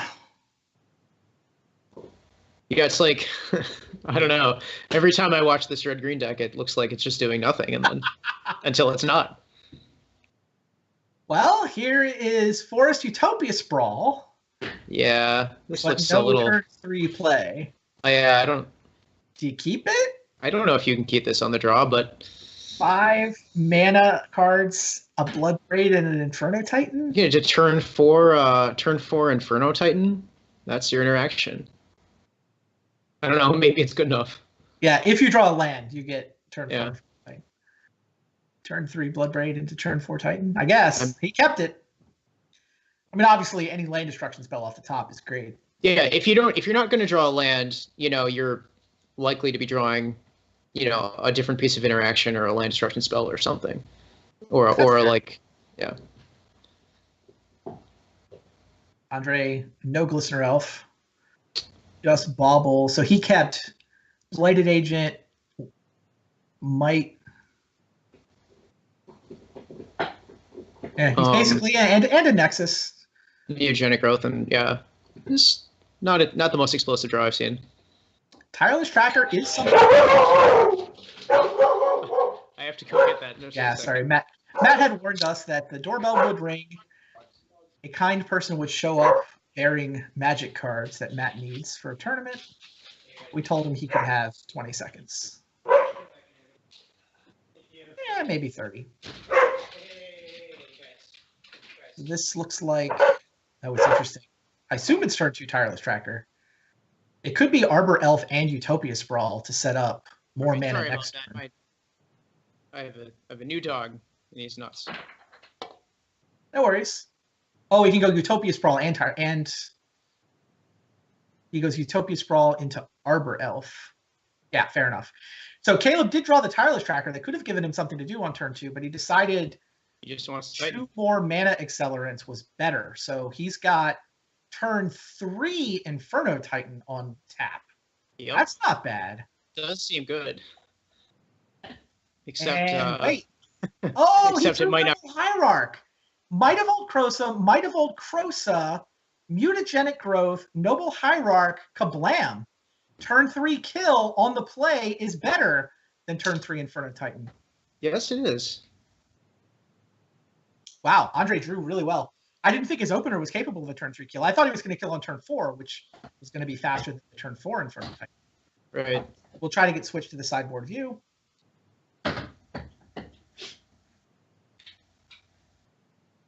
Crazy.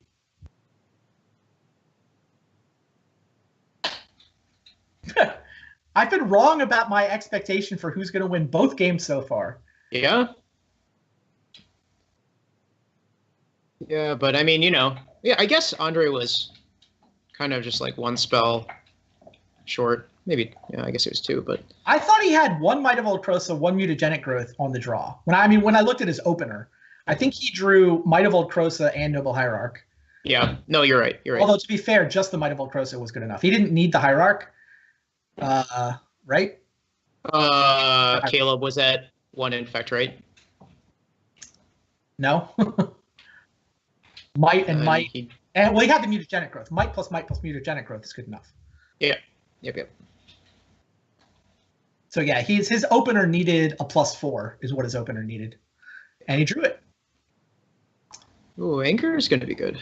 Yeah. Meanwhile, Caleb finally on the play. He broke serve in the first game. Now, do you anger away just a Noble Hierarch? No. I don't think so. I mean, yeah, Andre's got to play something here to follow up. Well, he's going to play Blighted Agent. I mean, he's still going to get to save a Blighted Agent if he wants. He has to spend 2 cards to do it, though, right? He just has to use Pendelhaven and then Mutagenic Growth, right? Oh, Pendelhaven Mutagenic, yeah. 2 effects, but there's a way to do that with only 1 card. But I That's mean, the option if he prefers of Bloodbraid Elf, but no, yeah, I think No. first makes a ton more sense. yeah, I mean, this is going to also take away a Hierarch, which is great. And then next turn, if we draw a land, we can Inferno Titan, and that's going to be pretty awesome. Pendelhaven plus Mutagenic Growth means Andre is all in on this Blighted Agent. His Hierarch dies, so he can But except deal like you just 9 we're just poison. If he no, we're draws just 3 dead mana, in the he forest, wins. right? Yeah. Oh, So it's is that a Dryad Dryad Arbor? It's Oh no. not a forest. It's a Dryad Arbor. All right. All Summoning right. sickness is a problem. Dryad Arbor has not been as good as Basic Forest this match. Very true. That's Uh, not. 1, 2, 3, 4, 5 is not Inferno Titan. Yeah. So Land for Inferno Titan would have killed the Blighted Agent. Problem. yeah. So now we minus Chandra and it gets Vines, and then we're at dead. We're dead. Yeah. Yep. Chandra's not good enough. Oh, I guess Land for Inferno Titan would have had the same problem, right? Yep. Yeah.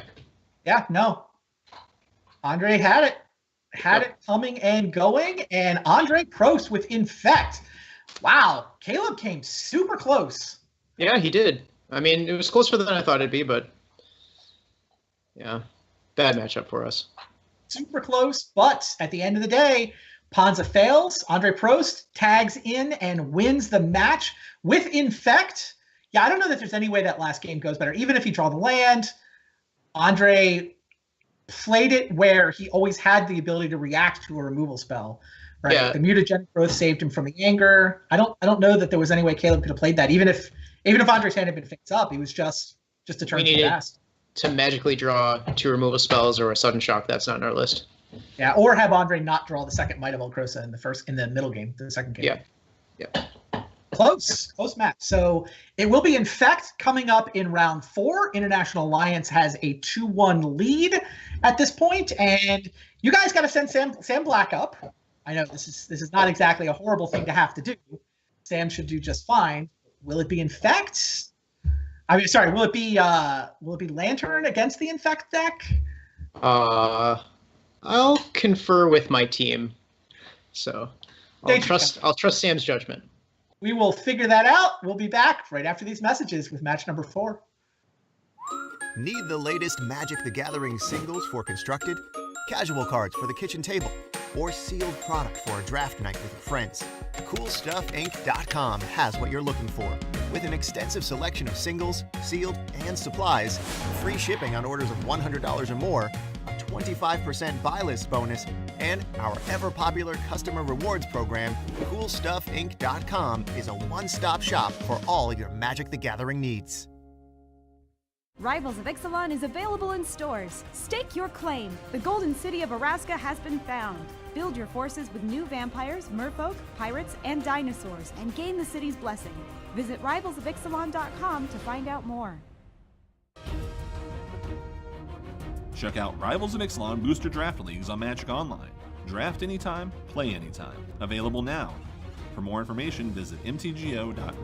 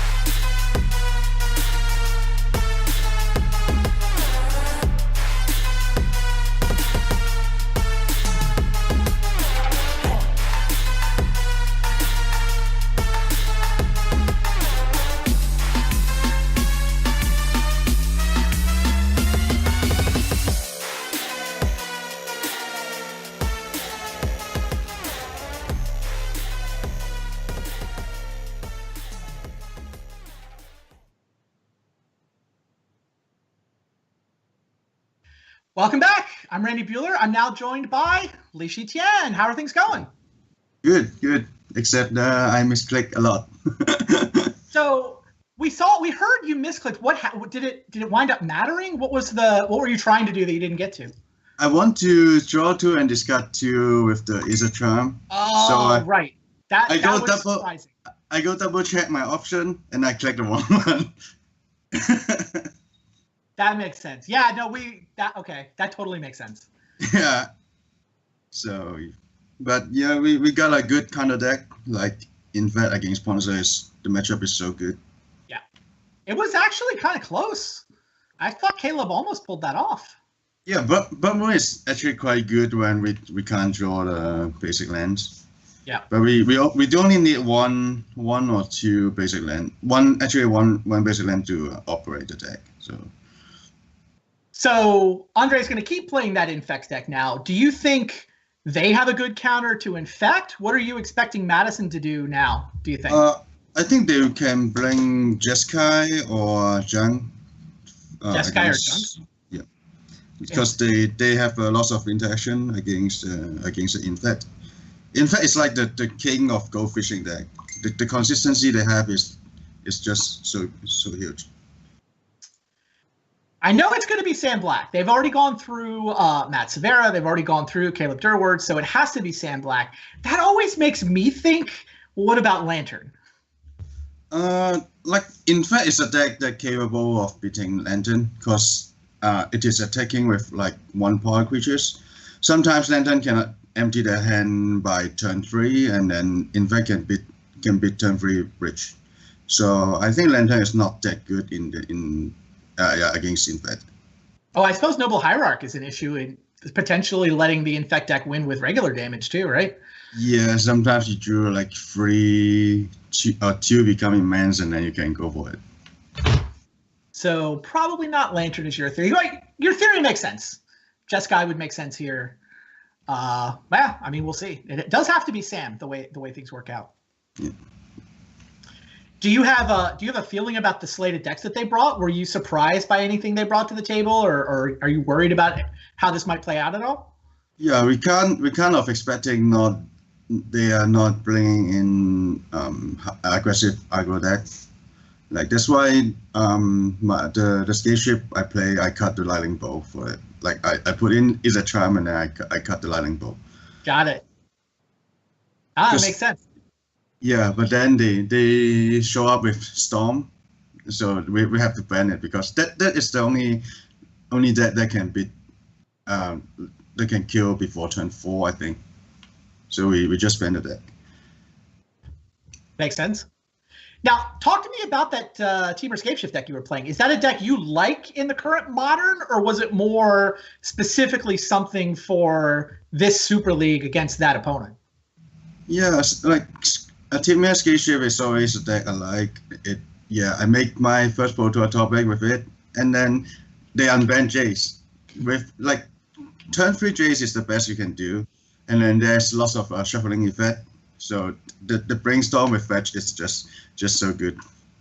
And then you only need 1 card to win the game. So Jace, it is extra win condition, and then it just naturally fit into the deck. So I want to try it out. And now, what do you think now that you've tried it? I think it's only okay. Not the best. Like I can easily lose to other aggressive deck, but yeah, it happened to be good in this match for us. Now, I don't know if you have any events coming up. If you had a big event that you needed to play this weekend, what would you play in Modern nowadays? I think like Ponza is actually not that bad because you might not expecting the loss of Infect deck. Like in this round we have a counter deck for it. That's why it just survived 1 match.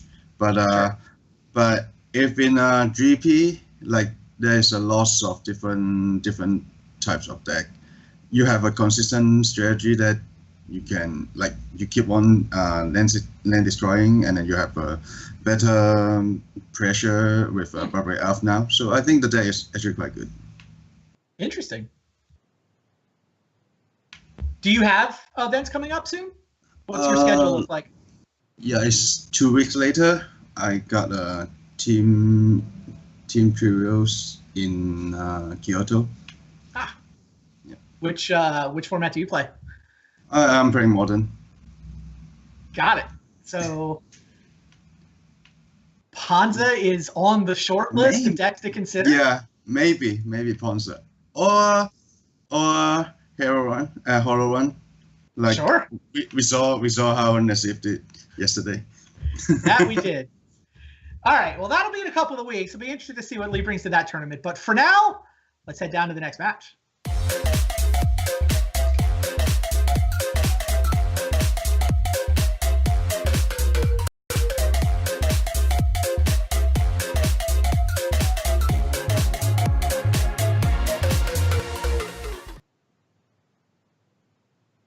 Jeskai Control was the prediction from Li Shi Tian as to what Team Madison would bring to this match, and Jeskai Control it is. Sam Black will be piloting it against Andre Prost and his Infect deck.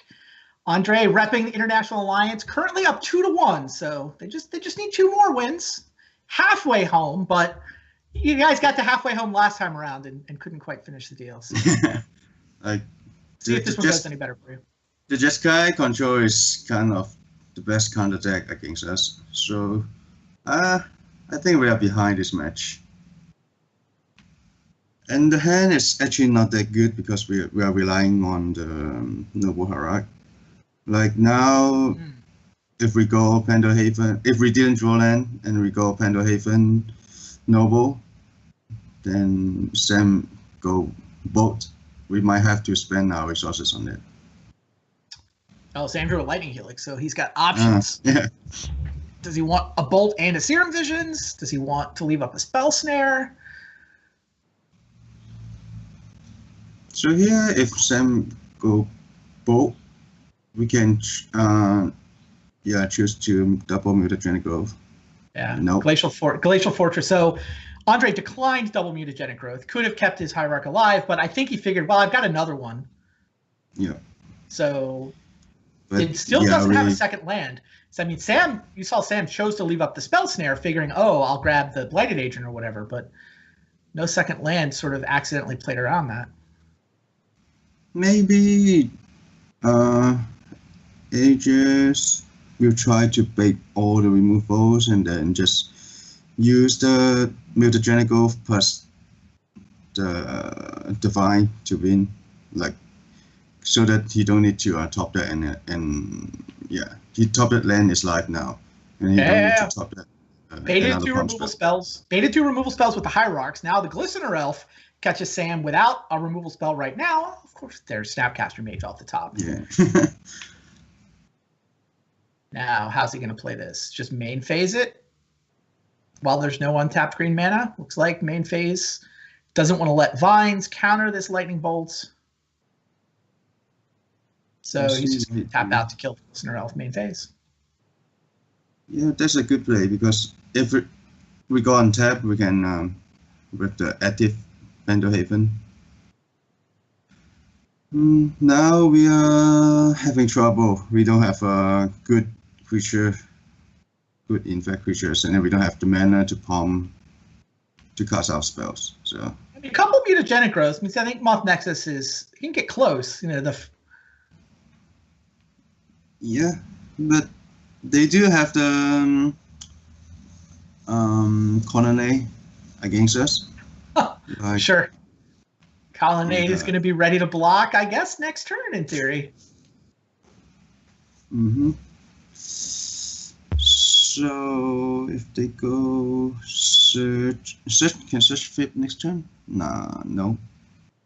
And it'll just be card number 6. Yeah. So we need to have a brew mana to cast the strike. Distortion Strike could be good. Yep, but not good when Sam pays. He pays the mana for the Hallowed Fountain, so he does have block with Colonnade lined up. Yeah, we don't get another land. So, like if we draw land, then we're good. it is like kind of gambling. We either draw land or we draw palm spell afterward, like for deciding not to save the Noble Harak there. But of course, we know, the Jeskai control have lots of removals, and then, you really. I don't think you wanted to spend 2 mutagenic growth saving one of those hierarchs. Yeah. I mean, if you could save it with 1, of course, but spending 2. Yeah, maybe Andrew is not expecting so many burn-based removal. Like if we got 1 Path to Exile, then we can unload our hand easily. But now, yeah. Well, he did find the Glistener Elf, but Snapcaster Mage is going to flash back a Lightning Helix to deal with that one. I think now he need to spend the mutagenic growth here. No? It would have been 2 once again. Yeah. I mean, having them to point at an Inkmoth Nexus seems pretty tempting, especially if he comes up with a land for. Right. But then now, if we go attack with Nexus, he activate Conane, and then he got Path. Yeah. Andre picks up 2 Snapcasters. He's got nothing. Let's go to sideboarding, says Andre Proust. So we got Wow Defiance, which is good against burn-based spell. Does this change much after sideboarding? Yeah, because if we got the Wow Defiance in play, the burn spell does not work so much.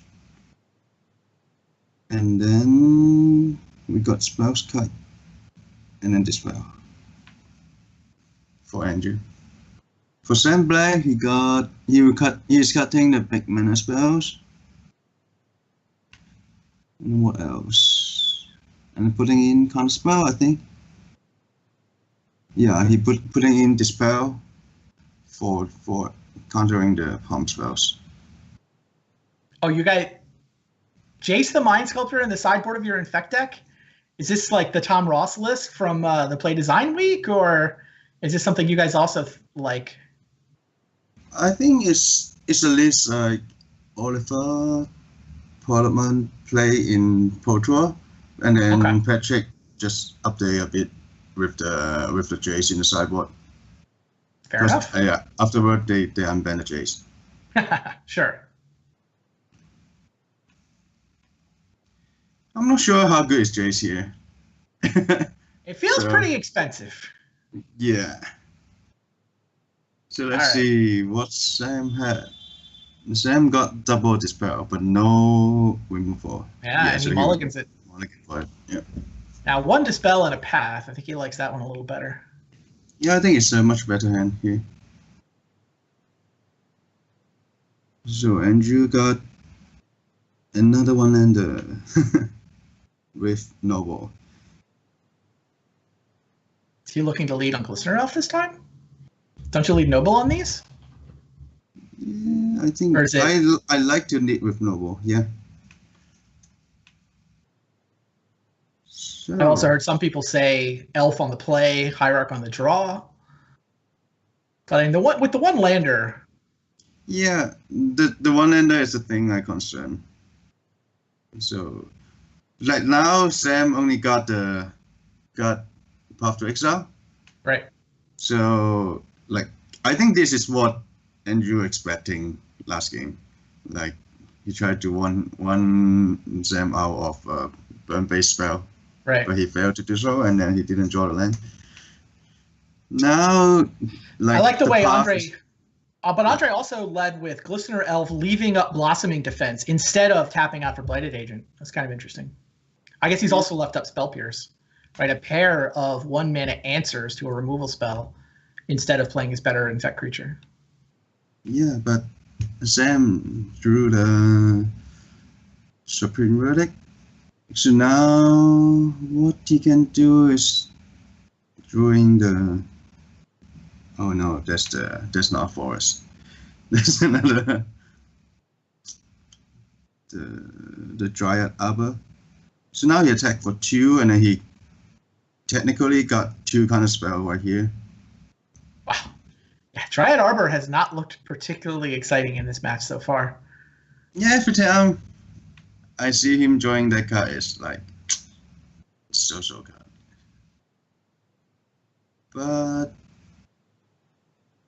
so Sam does not cast any interaction spell at end of the turn. Yeah, he's just sitting on that path. Maybe he is waiting for Andrew to go for it. Mhm.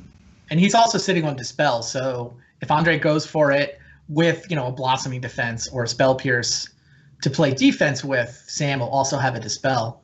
And then if Andre just chips away for too long enough, Sam is ready to cast Supreme Verdict next turn. Yeah, like and that this gets, turn. Okay, here we go. Andre says, it's time to go for it. Might of Old Krosa, main phase. I would like to give my Glistener Elf +4/+4. Like Sam, if Sam not casting anything this turn, he will just win, I think, because he got enough interaction right here, and then when he casts Supreme Verdict next turn, then the game should be over. I mean, if Sam goes for this Path of Exile, he loses, right? Blossoming Defense runs into Dispel, but Dispel gets countered by Spell Pierce. So Sam had to be willing to take 6, and he was. Now Andre taps a second mana and goes for the actual kill. Sam, this time around, is going to be able to resolve his Path of Exile. Remarkable patience from Sam Black there. I think a lot of people would have lost from that spot. Sam has the answer to the Spell Pierce, would not have been able to answer 2 counters, but he waited. He was just like, I'll take 6 Infect. I'll go to 8. I'll untap and cast Supreme Verdict if that's how you want to play it, Andre Prost.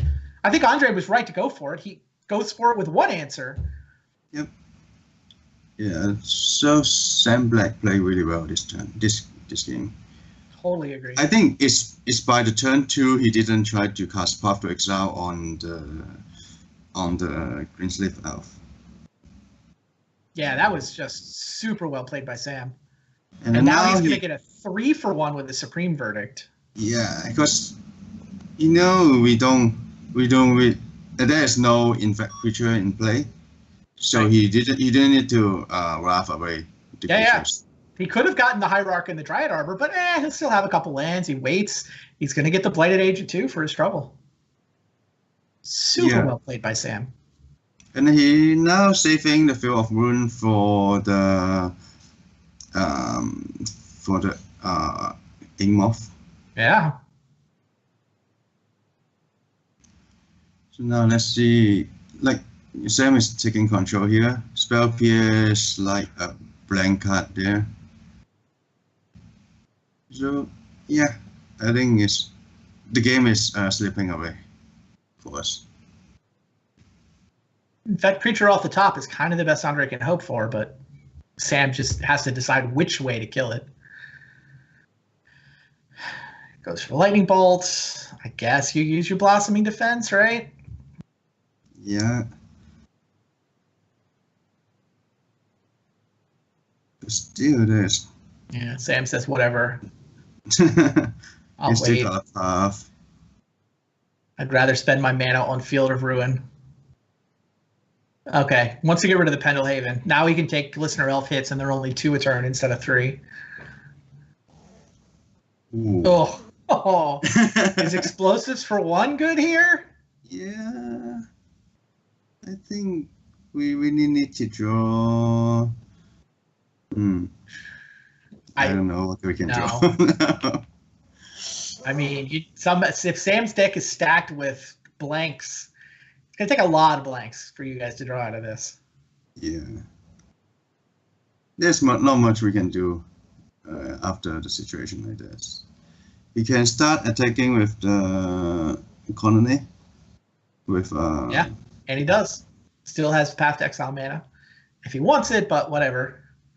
Probably wouldn't do it that way because he wouldn't want to run into Spell Pierce. Super impressed by the way Sam played this game. I really think a lot of people would have lost this game from Sam's seat. I like the way Andre played it too, right? Andre gave Sam every opportunity. He kept trying to bait out the removal spells while he had both a Spell Pierce and a Blossoming Defense available to save his creatures, but Sam just wouldn't take the bait. Yeah, like the turn go when Andrew go for it. If he if he draw another land, then he can have the win because he got two. He can have the lethal with 2 mana up to for Sam's 2 interaction. That is fair. Yeah. But if he doesn't go for it there, doesn't- he's just going to get destroyed by Supreme Verdict. So Yeah. So I think going for it is the right play. agreed. But he didn't expect like Sam got double interaction. Yeah. Because he can have he already have a 6/6 creature there, so Sam have to have double path or path into a counter spell, and then it just happened. So Andre Pros played it well, but Sam Black played it great. 2-0, easy win for the chess guy side. You were worried about that matchup anyway, so you got the 1-1 with Infect. Now it's Sam Black who stays in the arena. The overall match is now 2-2, so our best 4 out of 7 has now functionally become a best 2 out of 3.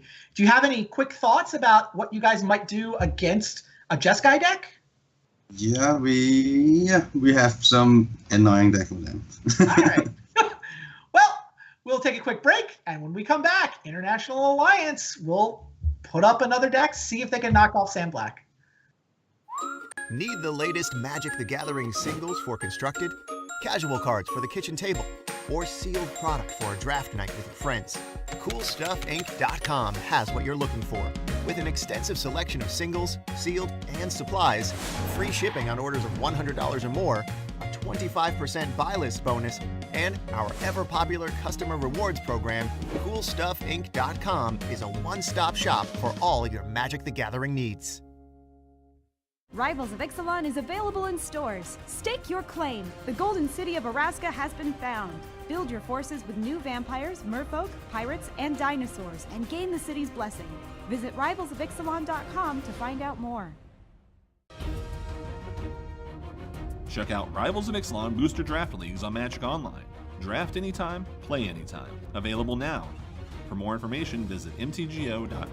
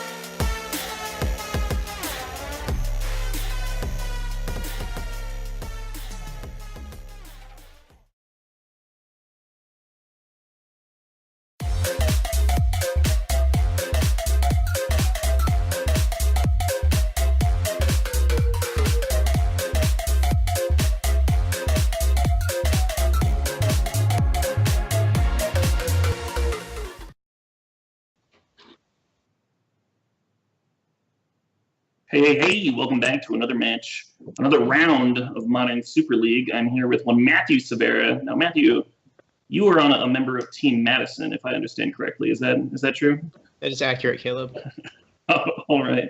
Good. How do you feel about this matchup? How do you feel? Or wait, we don't actually know the decks, right? We just have a good idea. Let's back up a sec. Okay, yeah. What deck do you think your opposing team is going to bring to the table? My guess would be Dredge. And do you have any thoughts on the matchup?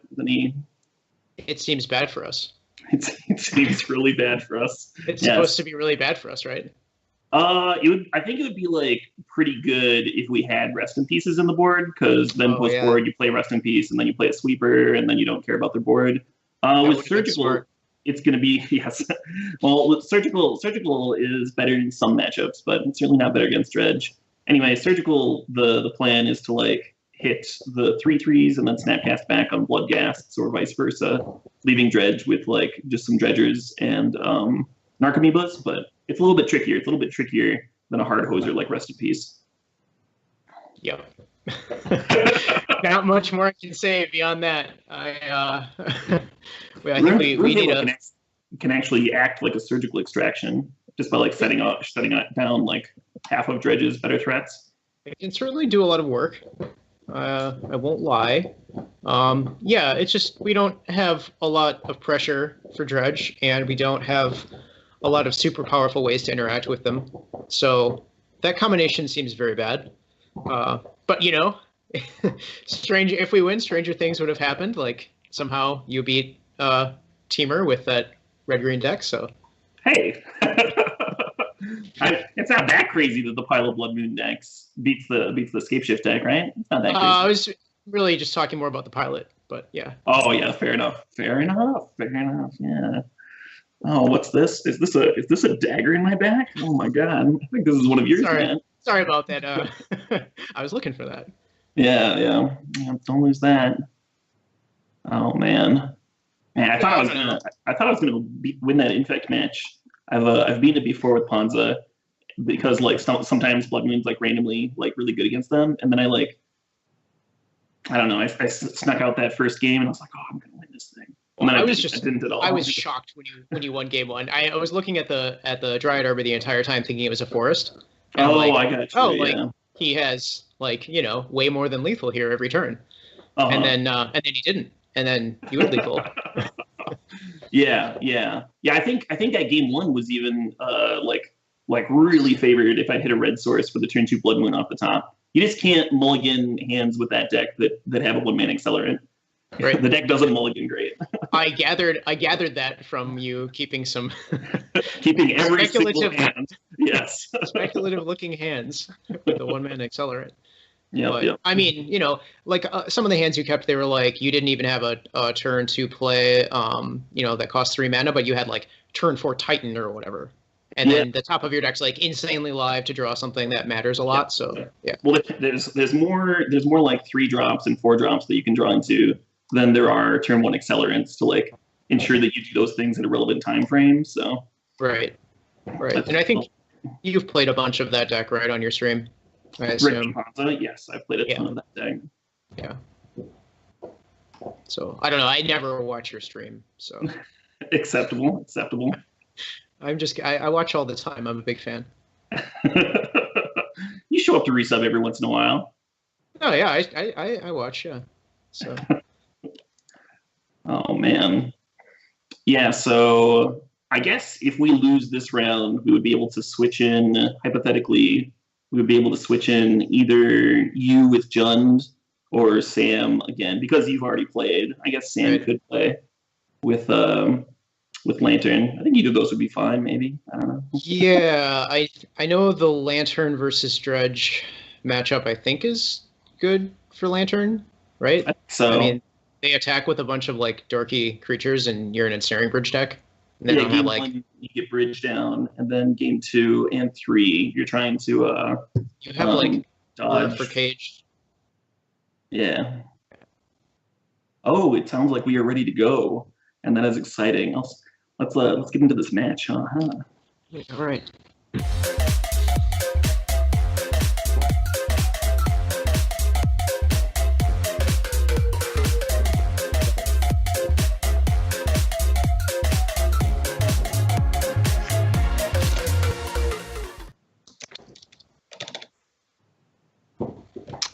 Sure enough. They did not disappoint. Oh, And their yeah. hand looks great. And our hand looks like Jeskai. Jeskai's sweet, though. It's a very sweet deck. Yeah. Ooh, Sphinx's Revelation is a powerful card that should draw us plenty of things that don't do anything. It's not the Gain most lots- timely. Gain lots of much needed life. Jace seems atrocious in the matchup, too. Yeah. Well, you can manipulate the top of their deck. So that's Well, you can bounce Prize Amalgam. That actually yeah. doesn't seem worse. It's almost a removal spell in some situations. very close to it is very close to like a befoul. Oh man. This Lightning Helix isn't coming down for a minute either. Yeah. All right. I mean, we kind of, expected this, and I don't Yeah. want to speak too soon because I was all set to just call you very, very, very dead in that game 1 versus Infect, and then you won. So Sam's great. He'll figure it out. Sam is great. He is great. Yeah. On one hand, I wish I was playing this Jeskai deck because I played a lot with it and it's a lot of fun. But on the other hand, it's not very difficult to pilot, and Sam is very, very good. So it should be good. It's a powerful combination we have. Easy to pilot and a good player. Yeah, hopefully we're getting the good dredge hands out of the way in this game 1. We don't have sideboard hate. Yeah. How do we win? Oh, someone in the chat, One Cheese Saver 2 in the chat has pointed out that Befoul can't kill black creatures. So Jace is even better than Befoul here. I'm sorry, what's the card from the current set that's like not a Chupacabra, but it's a sorcery version? There are plenty of cards that are not Chupacabras. Is it Impale? That sounds correct. Okay, yeah. So it's Jace is kind of like an Impale, but they can eventually rebuy. Like an Impale, but different. Right. It's a blue, like $80 Impale. Legendary. Oh, those Narcomoeba triggers going on the stack. Goody. I wouldn't trust that card. I wouldn't trust that card if I had mischievous doings that I needed to hide from the police and stuff, because it is a narc. Yeah. Oh. How about that build? I see. We took the long way around on that. All right.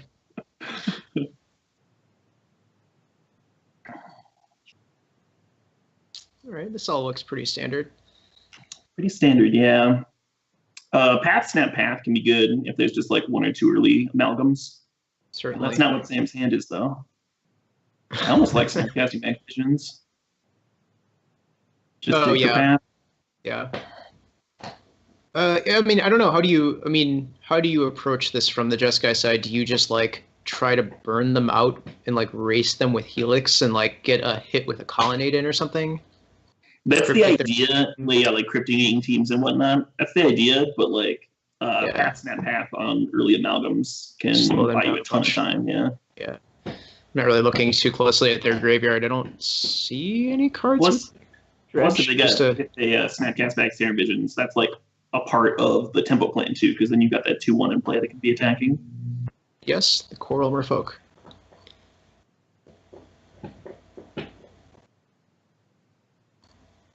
Yeah, racing seems...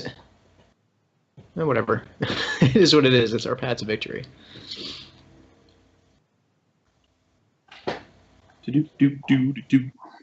I know nothing about piloting Dredge, except for you want your Dredge enablers to resolve. Yeah. You want your Dredge enablers to resolve, and you don't mind mulliganing to get them. Those are the 2 things I know about Dredge. And the deck has a natural fail rate. That's kind of too high for my tastes, but... Do you want to go into that in case people don't know what a natural fail rate is?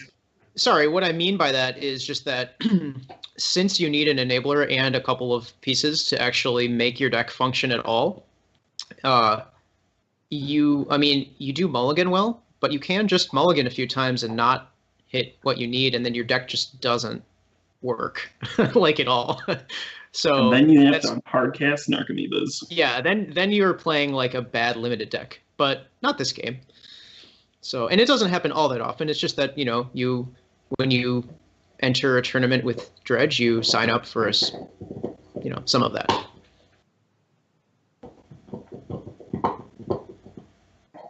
I like Negate here on the play out of Sam's deck. I do and too. then Vendilion Click's got to be better than Jace, right? Yeah. It's just got to be. Well, I mean, it goes along with the plan of like actually pressuring them in the air, and it's a reasonable. I mean, they have flying blockers sometimes, but what are you going to do? It's kind of the best we have. Getting them into the draw trigger can be like really awkward if they already have an imp or something in their graveyard. But if you can stop them from that, just use the draw trigger on yourself. That's also true. That's also true. I'm sure we have plenty of cards that we want to dig to. Don't have to use. You can also just click no on the ability. So which is actually my favorite mode on Vendilion Click because it means you're probably going to win.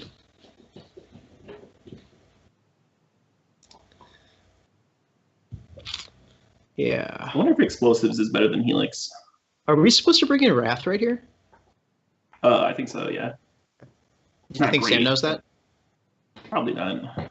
That's too bad. It's possible. It's possible that it's like not that good. That like just playing a couple of sweepers. Sweepers are really, really strong if you have Rest in Peace. They're like absurdly strong because you can actually sweep, but we don't have Rest in Peace, so the sweeping is. Yeah, it's like we sweep them and then they just like reassemble instantly, and then we look kind of stupid. That's just my resting face.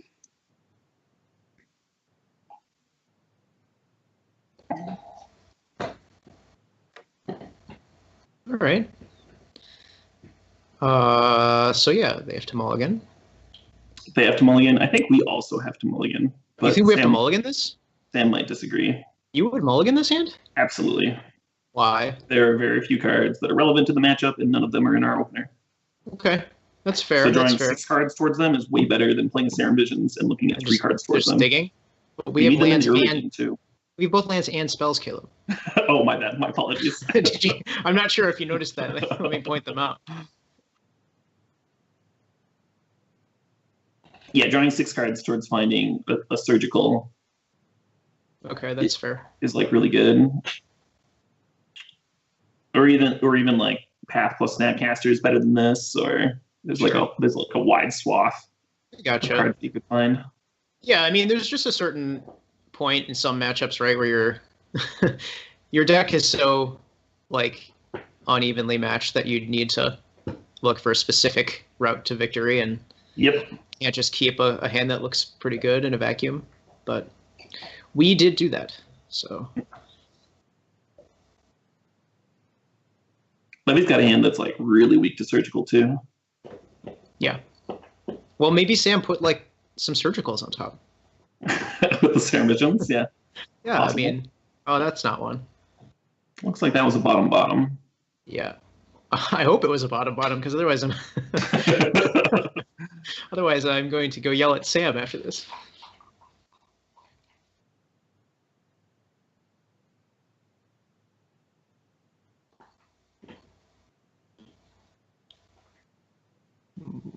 Bloodgast, prized amalgam, you say? Okay. Pretty strong. Yeah. I have seen worse. Oh, so we have to rest in peace. And even then, we have to clean up the board. You mean surgical? No, I mean, I do mean surgical.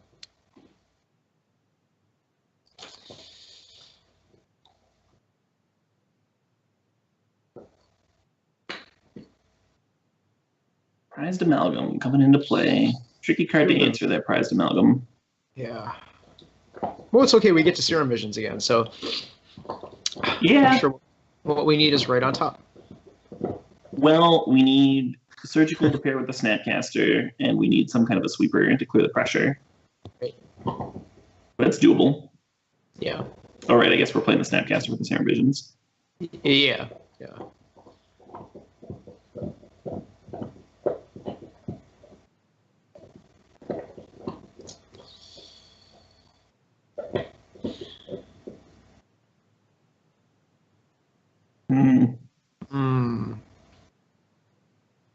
Not looking great.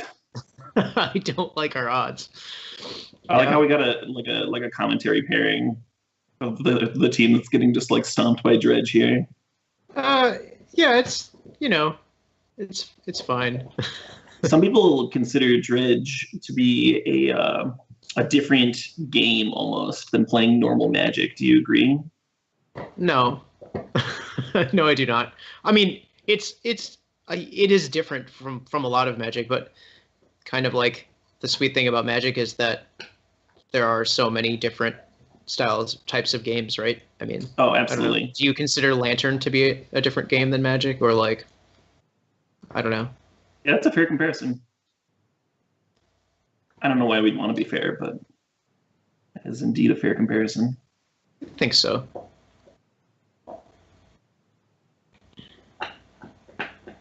At least their hands like not doing anything after this kind of man are just. Well, he's got the what am I talking about? Right? Just flashback, faithless looting. Yeah. All right. All right.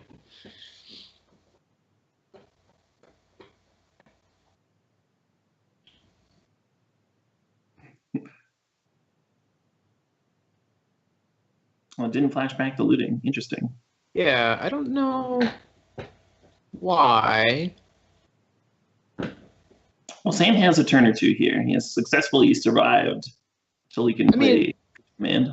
We have 2 cryptics, and like a Helix does kind of work towards our plan of racing. Certainly does. You know, we're not like 0% to win. That is true. That is true. We are more than 0. I'm not sure how much more. It's a typical thing to calculate. Did you say it's in the single digits? Yeah. But there's a big difference between like the low single digits or the high ones. Agree.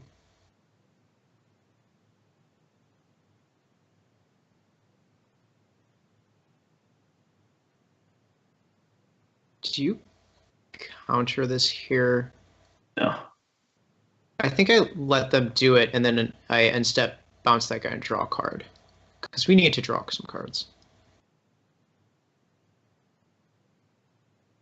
Interesting. So he countered the loam and bounced the amalgam. Right. I would have just let him loam, but whatever.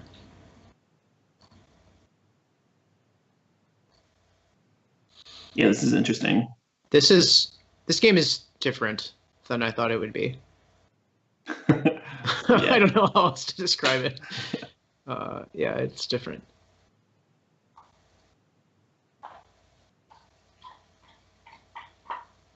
So now our plan is to bolt Cryptic. It seems that way. Maybe even like not even cast Cryptic. Maybe save Cryptic as a fog and just bolt their face at end of turn. Yeah. Like Field of Ruin or something. I guess. I thought we might have. Did we play Field of Ruin last turn, or did we play Island? Yes. Well, we didn't do both. Magic Online would not let us do both. Oh, no yes, more question. It was definitely one of those two. Okay.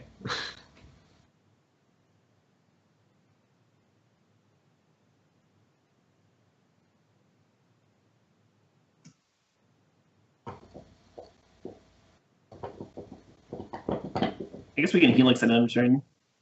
Yeah, I mean, I think we're going. Well, we have to do something next turn if we don't Helix them now. So we should, because we should use our mana, right? I mean, we'll see what happens here. Yeah.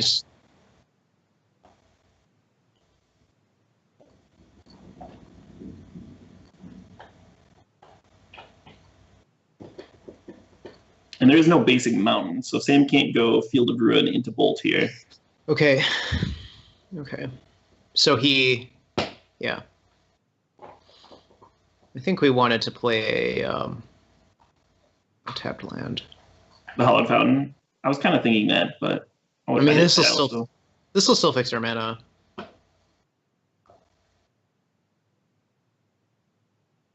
It's just we have fewer lands that come into play untapped.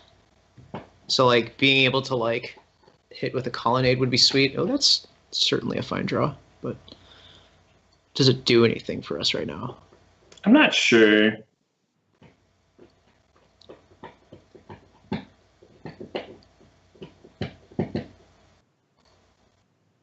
I actually wonder if leaving Snapcaster back to trade with Bloodghast. And then just attack. Bloodghast, Bolt Bloodghast, Surgical Bloodghasts. And like attacking with Colonnade. Well, I guess we can't bolt. We could have, I guess, if we had played Scalding Tarn last turn, but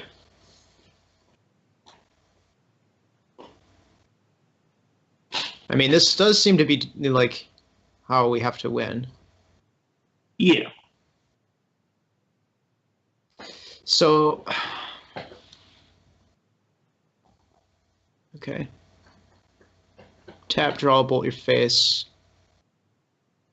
Ooh. I'm into that. Yeah, I'm way into that.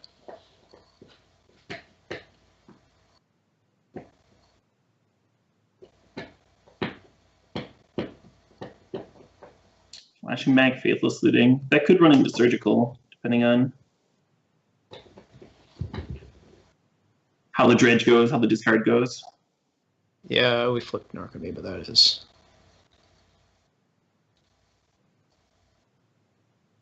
But Surgically Narcomy, but with the trigger on the stacks, like, kind of good. Yeah. We can just, like, Surgical and then, like, Rune Halo, Bloodghast, and hope for no Conflagrate. Is there a Conflagrate in the yard? I don't see one. Yeah, I can't see one. Yeah. Rune Halo on Conflagrate would be amusing. It would be amusing, but we would lose. We'd have a turn. Yeah, it would be to have a turn to think about what we did.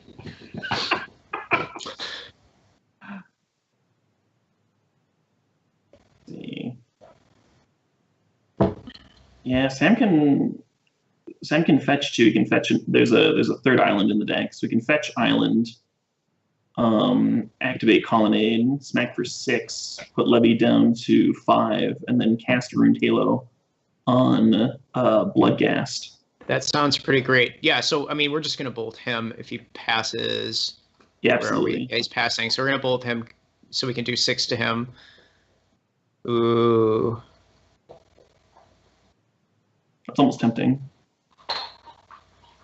No, we didn't do the thing. It could make things more difficult because Levy's got blockers in hand. Yeah, he's got blockers in hand, and he drew Dark Blast, which matters. Did he draw it or did he dredge it? I think he dredged it. Okay, well, he has Dark Blast in his hand and black mana. Yeah.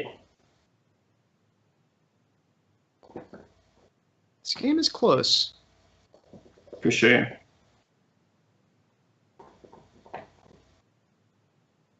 Wonder if he wants to Dark Blast. Oh, never mind. Haunted Dead'll get the Amalgams back. I was thinking Dark Blast your own Bloodghast, and then fetch and then make hit landfall to get the Amalgams back. Right. That'd be interesting.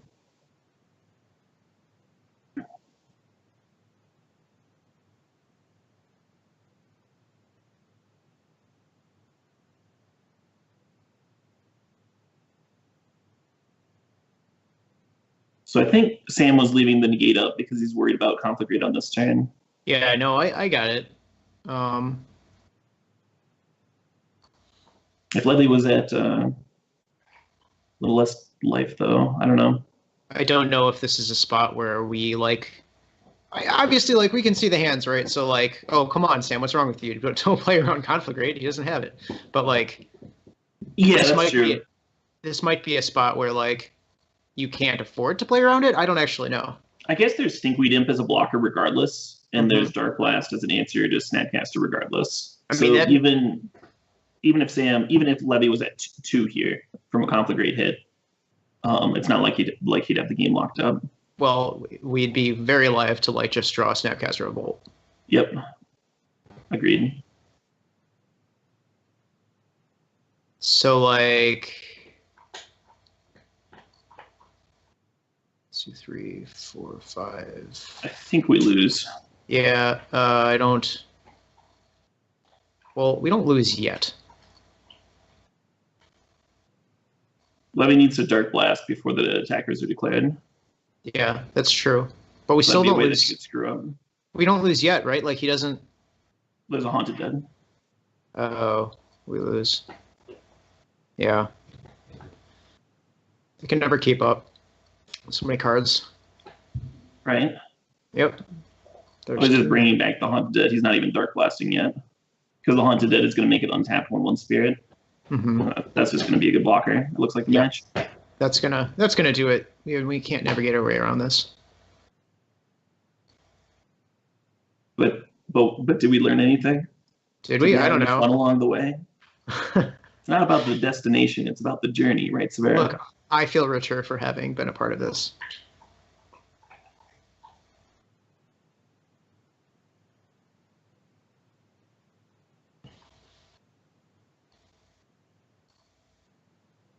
Maybe Levy will forget his prized amalgam triggers. Oh yeah. So you're saying there's a chance?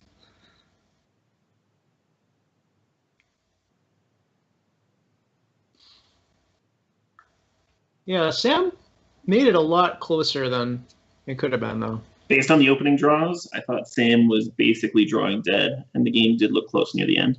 Yeah.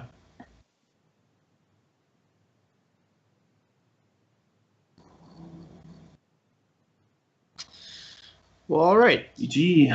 Yep. GG's. Well played, Raphael Levy. Yes. So we got to decide what we're going to do. We do have to decide. Yeah. Yeah. What are the rules? Can we send Salmon again? I think since all of us have played, we can in fact send Salmon again. Okay. Well, what we should do is we should talk about that in secret. In secret, not here. So there are no spies. Right now. Yeah. Oh man. Yeah. I don't think anyone would spy on this secret meeting between the minds here. Yeah. We're going to cut to an ad while we figure that stuff out. Stay with us, folks. Need the latest Magic the Gathering singles for constructed, casual cards for the kitchen table, or sealed product for a draft night with your friends? CoolStuffInc.com has what you're looking for. With an extensive selection of singles, sealed, and supplies, free shipping on orders of $100 or more, a 25% buy list bonus, and our ever-popular customer rewards program, CoolStuffInc.com is a one-stop shop for all your Magic the Gathering needs. Rivals of Ixalan is available in stores. Stake your claim. The Golden City of Araska has been found. Build your forces with new vampires, merfolk, pirates, and dinosaurs, and gain the city's blessing. Visit rivalsofixalan.com to find out more. Check out Rivals of Ixalan Booster Draft Leagues on Magic Online. Draft anytime, play anytime. Available now. For more information, visit mtgo.com.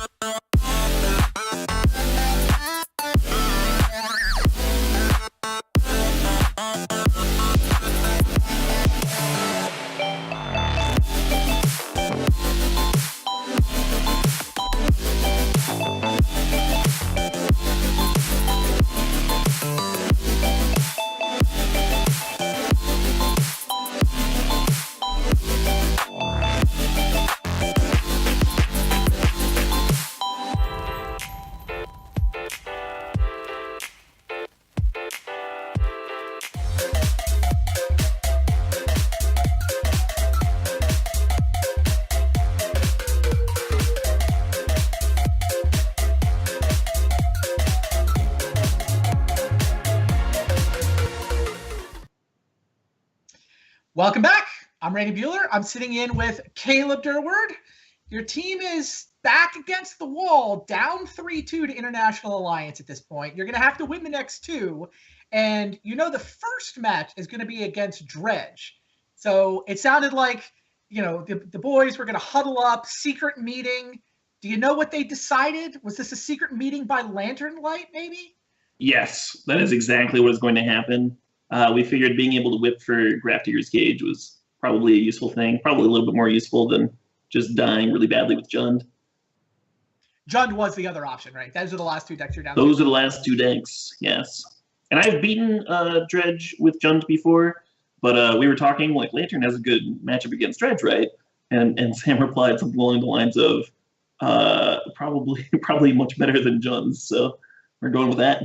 We're going with that. The vote of confidence. And is it then going to be Sam as the pilot?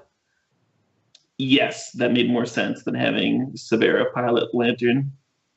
Makes sense to me. I'm just double checking. Yeah, no, it's good to double check. I thought I was going to be playing Jessica today.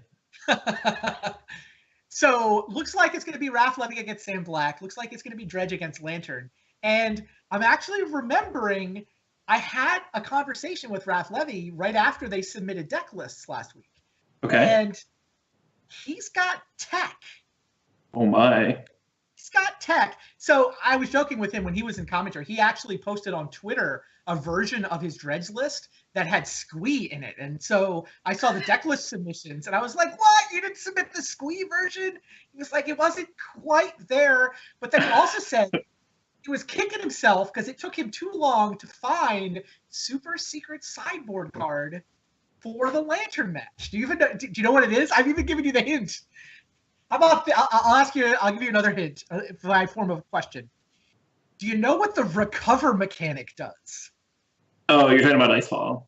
Icefall is Raphael Levy's secret tech against Lantern because recover is whenever a creature goes to your graveyard, you can pay to get from play.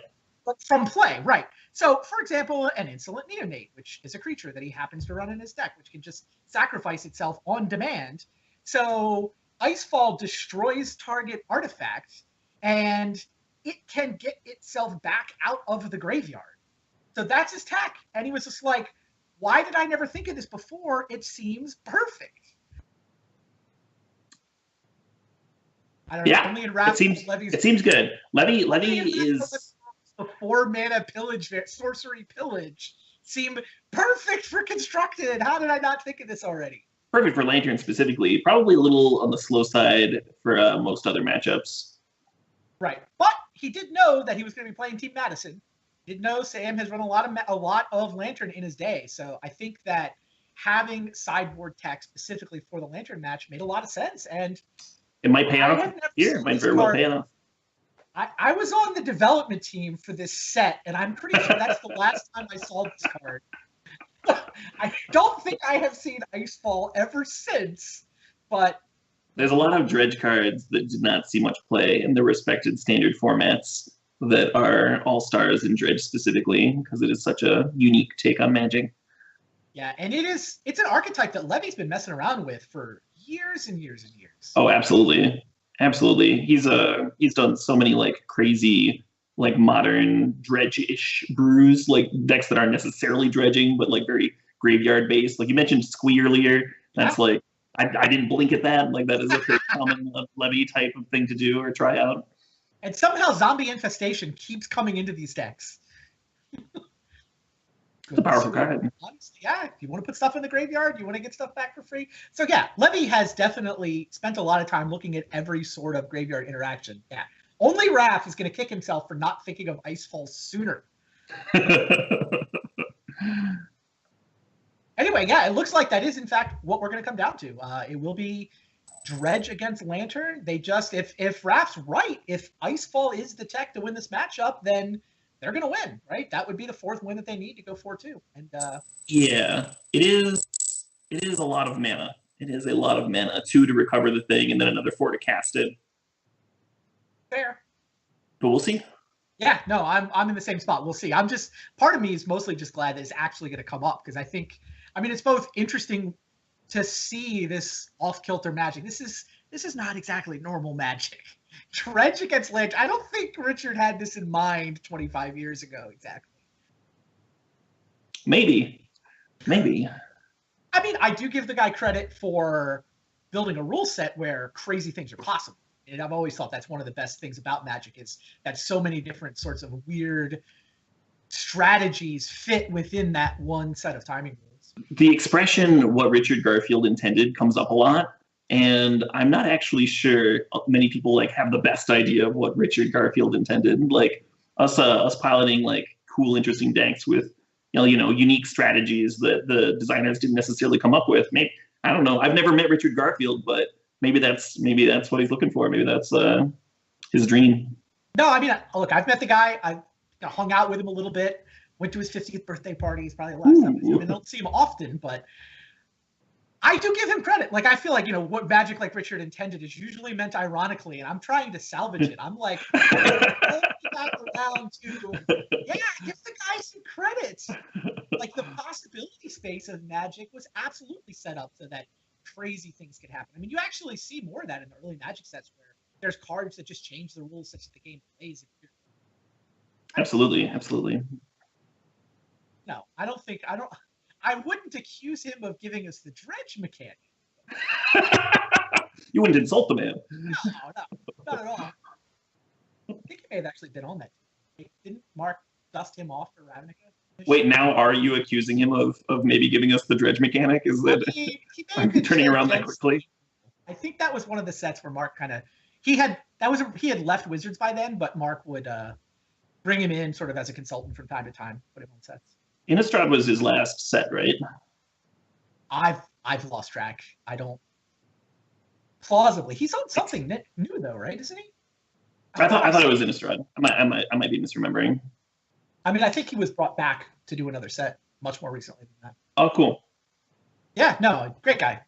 Super guy. I mean, honestly, the biggest thing that we talk about Magic as Richard intended.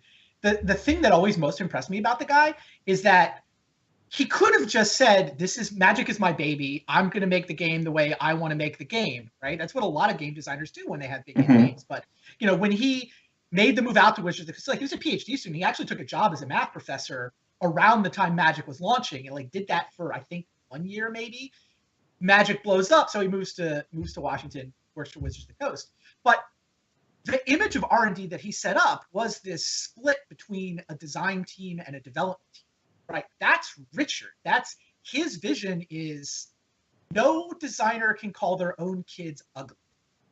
No one, no designer can ever call their own kids ugly. You got to have two sets of eyes on every card before it goes out the door. So this split between design and development that's always been kind of the hallmark of Wizards of the Coast R&D. That's Richard, and I mean, probably not quite as big of a accomplishment or visionary invention as, say, the color wheel or the idea of a trading card game. But it's on the list. It's somewhere in the top 5. Yeah.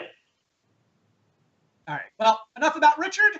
Let's go watch this game get played some more. Match 6. Coming right up.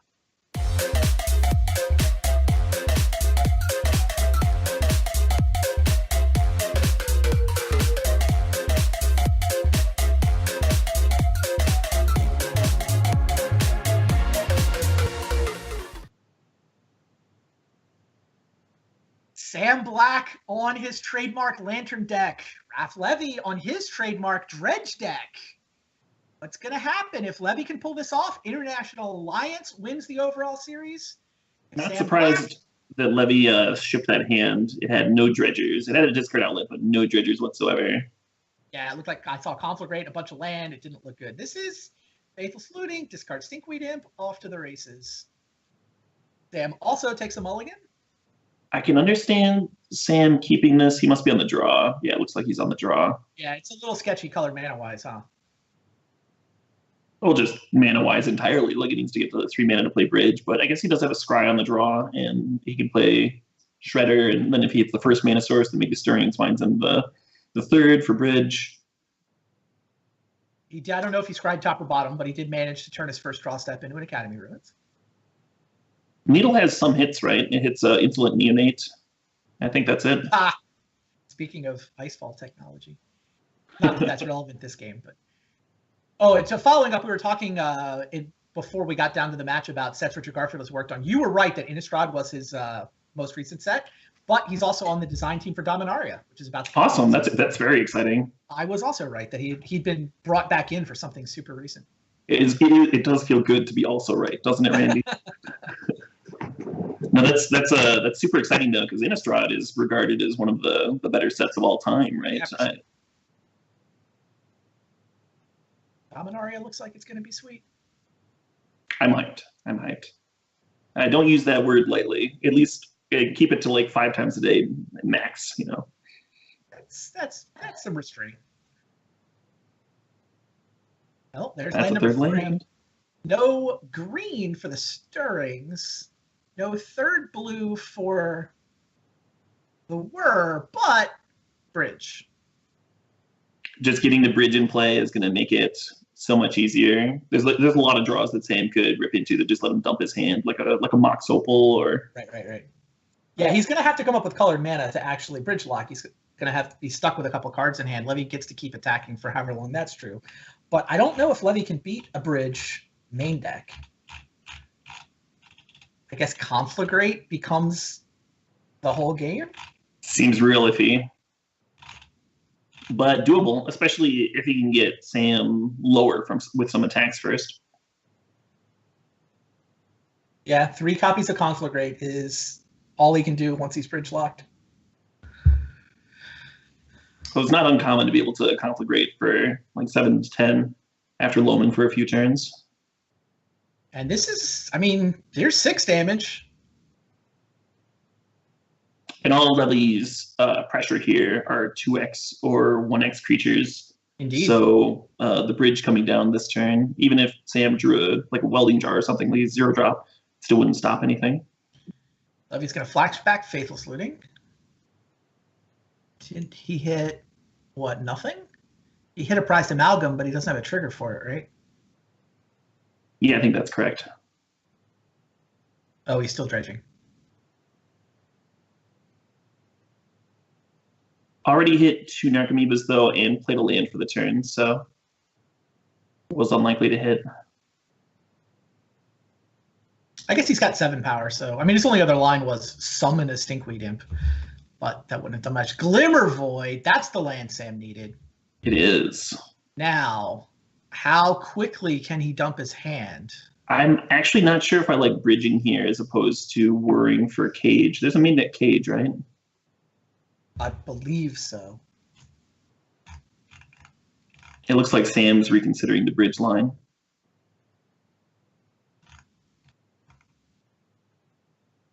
There is 1 main deck Grafdigger's Cage. I think he has to dump his hand. Like, he has to get the bridge turned on. He's going to die to the board in 2 attacks. More stuff coming out of the graveyard is going to have Summoning Sickness. He's already dead on the 2nd attack, so I'm not sure the Cage does all that much. Well, it helps him get the Whir out of his hand, right? Like, that has to be cast at some point regardless. Sure, but yeah, you're right. I'm struggling to come up with a reason why the order matters, I guess. I'm just glad that Sam obviously thought about it. Sure. he insta-clicked on Ensnaring Bridge and then he paused. You know, I'm sure he's got his reasoning. I'm sure it's much more experienced than my reasoning. Yeah, he may need to wind up worrying for a Mox Opal so that he can then That's true. cast the Ancient Stirrings. Like right now, the Glimmer Void is both his 3rd blue and his green, and he basically needs to dump his hand next turn. Yeah.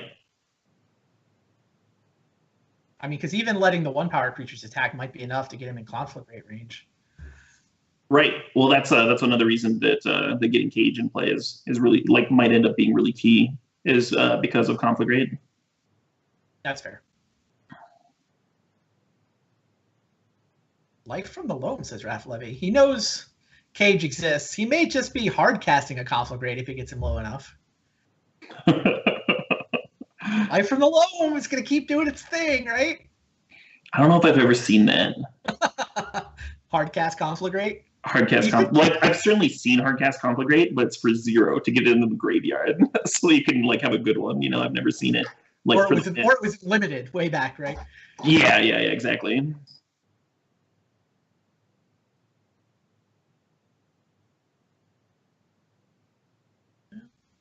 Losing the Gemstone Mine's not helping. Oh, he's going to Conflagrate here? Interesting. Goes ahead and does it here. I guess it doesn't really matter if he's going to do it this turn as opposed to next turn. Well, puts him at 1. Puts him at 1. Oh, and there's 2 lands in hand. Sam's a turn short. Wow. Conflagrate to knock him to 1. Sam has to dump his entire hand or he dies to 1 power creatures, but 2 lands. Doesn't have any way to discard, right? He can't do some sort of... Yeah, no. There's no way Sam can get under the bridge. And Raph Levy takes the first game. Nothing in his main deck that could deal with an ensnaring bridge, but he had a good draw. He had the turn 1 Faithless Looting into a Stinkweed Imp. He was able to kill, and I think that was 5 turns. Got into 1 on the 5th turn. Impressive. Because Levy was on the play. Let's see. Because Sam played bridge on 3. And so that was his. So his Levy, fourth he got into 1 on the 4th turn? Yeah. Wow. Dredge is pretty powerful. Oh man, that technology is coming in. It is. Icefall. Like I said, Raph seemed proud to have found it and kicking himself that he hadn't already found it. I have to say, the idea of Lantern versus Dredge doesn't really excite me as a player, but the idea of Sam Black on Lantern versus Levy on Dredge does excite me. Totally agree. If that makes sense. No, it does. It does. I'm looking forward to this. So how many ways does he have to voluntarily get the Icefall back? He's got the Insolent Neonates. Does the Haunted Dead do it or no? No. So it's basically just Insolent Neonate to trigger it. That's his long-term. Although, Dark Blasting your own creature or your own creature or something is a valid line. Good point. Did he leave the Dark Blast in? I mean, there's still Dredge cards, so yeah, 2 Dark Blasts still on the list.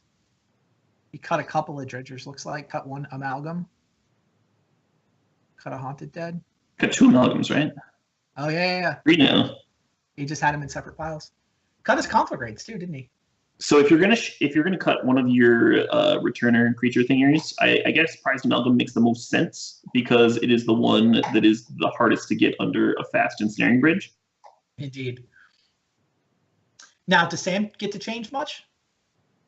Sam brings in Surgical and Ley Lines. Ley Line got fixed, right? Didn't we get that message? Yeah.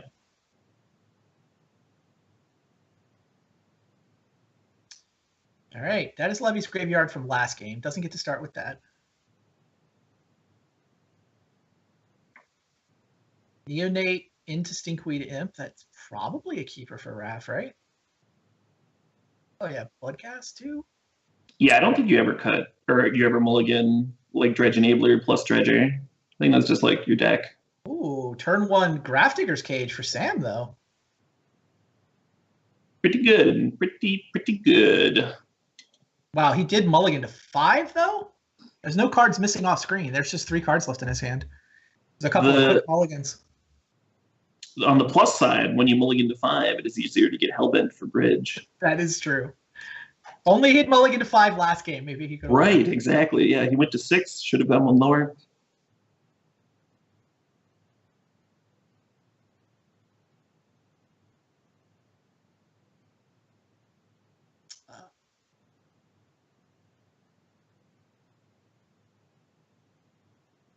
Yeah, here's turn 2 Cage.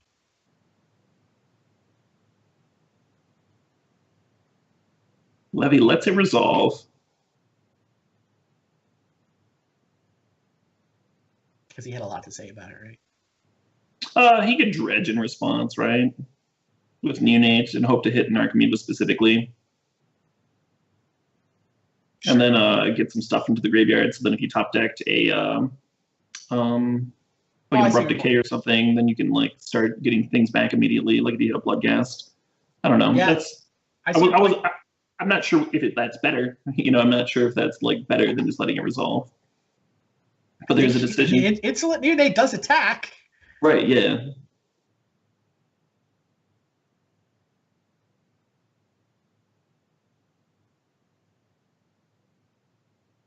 Sam filling up his graveyard somehow. The Dredge player has nothing going in his own graveyard yet. Sam did an interesting play there. It's one of those little ways you can get value off of Mishra's Bauble and turn it from a blind discard into a scry.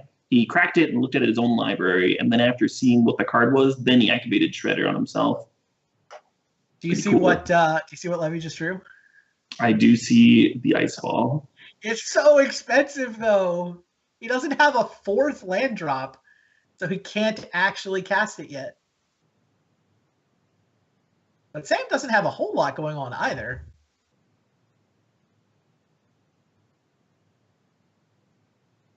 Yeah, doing his best bauble shenanigans to try to set up his draw, but basically a couple of mill rocks and nothing else.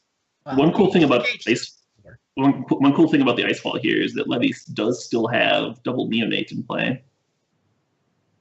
Yep.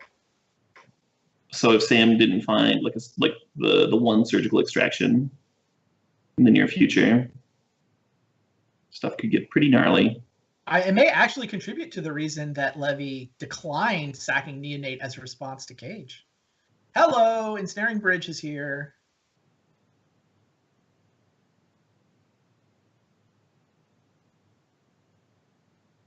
But yeah, Wrath desperately needs that 4th land.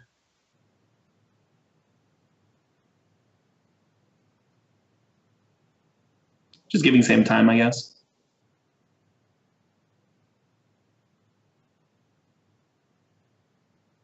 Go Spellbomb, go.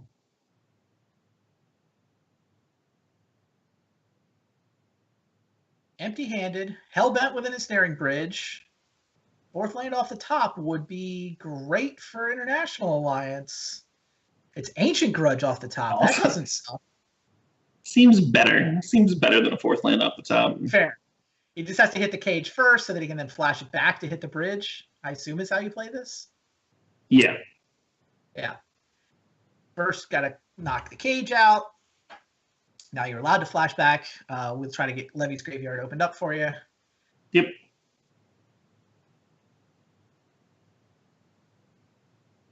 Down goes Bridge. Down goes Cage. That was quite the draw. Yes. Yes. Heck of a card, that Ancient Grudge. Heck of a card.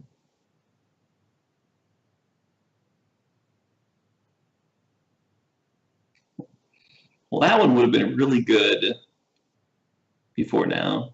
Indeed. TBD whether it's enough to let Sam go find what he needs. Yeah, I mean, milling Ancient Grudge while there's a Grafdigger's Cage in play is obviously amazing. That's the whole reason we keep talking about Icefall rather than Ancient Grudge, is that Icefall actually beats that. Yeah. You can still get the Icefall back with the Grafdigger's Cage in play. But you're not casting it from the graveyard. You're really activating the recover ability. Yeah. All right. Ancient Stirring, Swerve Invention. Yeah, Lantern turns Sam's deck back on, where he can try to stitch it all together. Third Insolent Neonate, possibly a 3rd copy of Icefall, or 4th copy of Icefall. True. If Levy even ends up needing to Icefall, right? Right. Well, currently, the worm means Sam can find a bridge again. I mean, I think Sam's just debating now whether he wants to Ancient Stirrings or whether he wants to wait and draw the word next turn. Seems like he wants to draw a word next turn. Kind of surprised that Levy didn't dredge. I feel like he values the ability to sack Neonates to trigger recover. Yeah. I would value that a lot higher if he had a 4th land, but fair. I'm not. I see it. I mean, I'm not saying you're wrong. I'm just. Yeah. I understand what he's. Oh. All right. Sam draws the word. Now casts his Ancient Stirrings. I mean, the little 1/1 beatdown is also adding up, for the record. It is. Yeah, Sam's down to 11.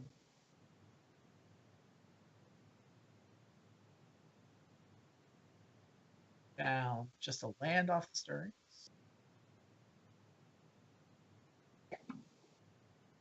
So he can whir for bridge.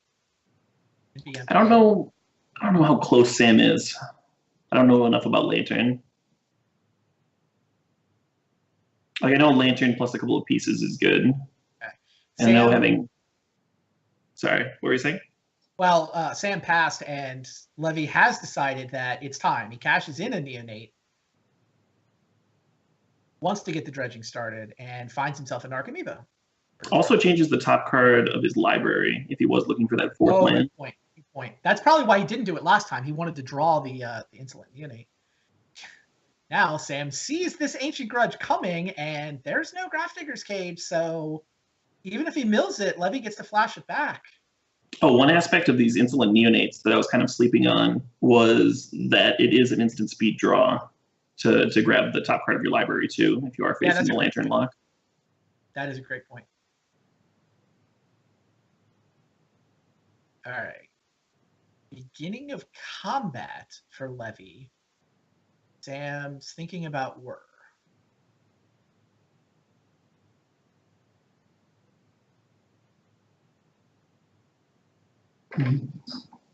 Oh, Levy did draw the Gemstone Mine. So he found land number 4 finally. Yep. Changing the top of his library, just like he said. He sacked the Insolent Neonate, got a Dredge, got a Narcomoeba, and gets to draw the 4th land. So yeah, Sam is going to instant speed Whir. He's going to Whir for 1. Is this second copy of Grafdigger's Cage? I would imagine so. But I don't have a very good imagination.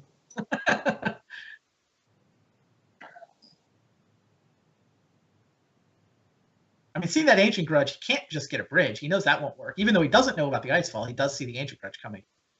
You could hypothetically exile Grudge with Pixis. It seems unlikely with the double Neonate in play, but it.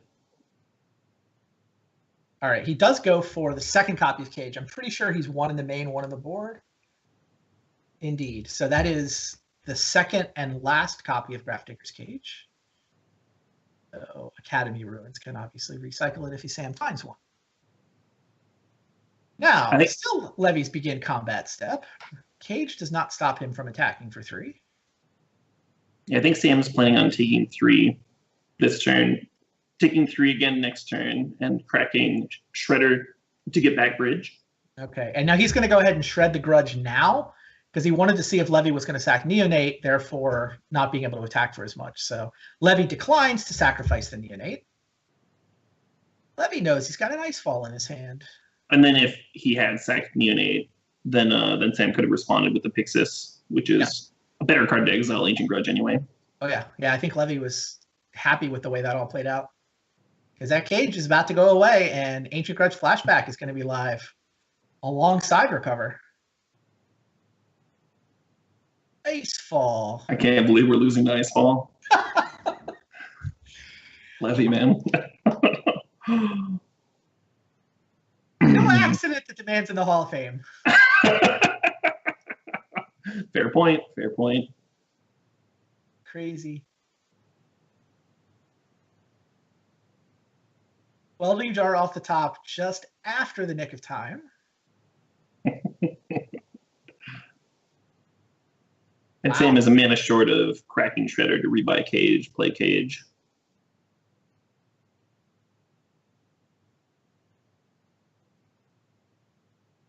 I suppose the Welding Jar does shut off Ancient Grudge Flashback, or can at least like counter the first Grudge Flashback. Levy has to decide how he feels about this Dark Blast.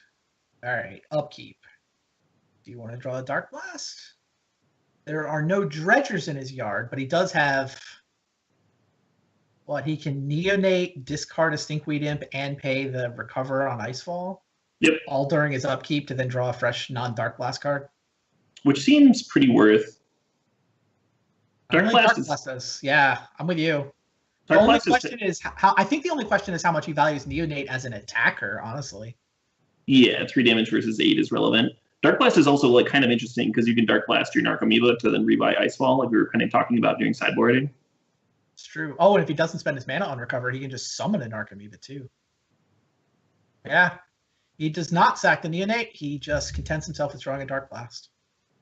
Now he gets to attack for 3, so 3 turn clock. Sam drops down to 5. I mean, do you summon a creature here?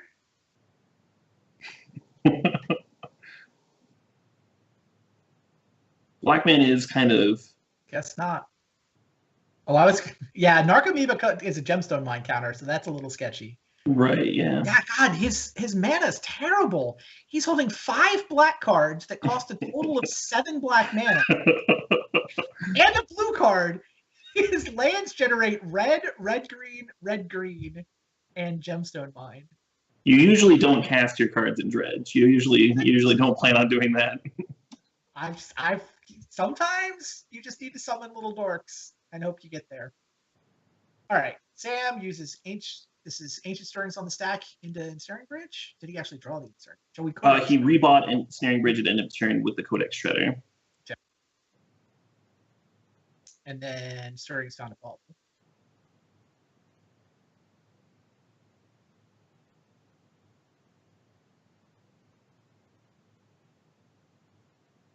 Is it time?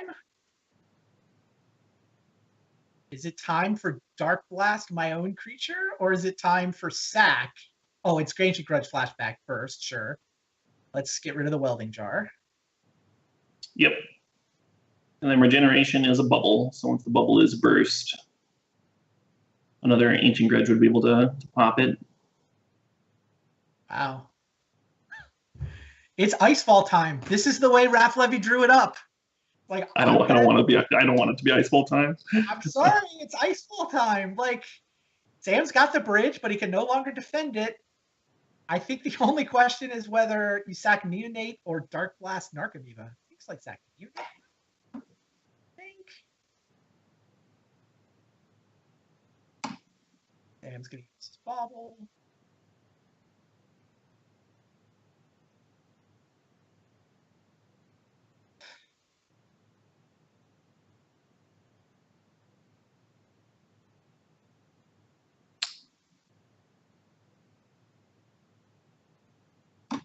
Does Sam have one more trick up his sleeve here? I mean, he's empty-handed. What's he even thinking about here? The answer is no. No, he does not. I don't know what it would be. I mean, he's not actually dead. He gets another turn. Yeah, I mean, he's thinking about whether or not he wants to activate Pixis, I believe. Perhaps he's reading Gatherer rulings on Icefall. What is this card? The iciest of falls. Graf might be thinking about whether it's better to crack Neonate or Dark Blast. Agree. I mean, he's going to wait for Sam's end step for any of that, though, right? Mm-hmm. I think the main benefit of cracking Neonate instead of Dark Blast, my own Narcomoeba, is that you do get to save the Gemstone Mine counter. Oh, he didn't spend his mana. That surprises me. Yeah, right? Why did he not spend mana? I don't get it. I don't know either. Oh, because Sam cracked Mishra's Bauble, so there's a card in his hand. He gets to attack for 3 because of the Bauble trigger. Hilarious. I don't want to sack a creature that can attack for 33% of your life total. Oh, I missed that too, yeah. Ixis is going to hit the Faithful Saluting. Yeah, Levy didn't need to pull the trigger right there because Sam wasn't empty-handed. Hilarious. Neonate gets Pixist. Fixed. Verb form of Pixis of Pandemonium. So I guess Sam needs to play the Codex Shredder and rebuy Welding Jar. Oh my.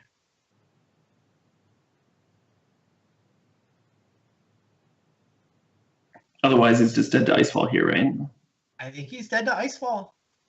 Oh, here we go. He sees it.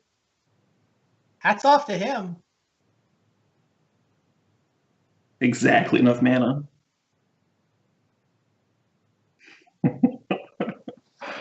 Am I allowed to be a little bit of a hater? Yeah. Okay. I hate both of these decks.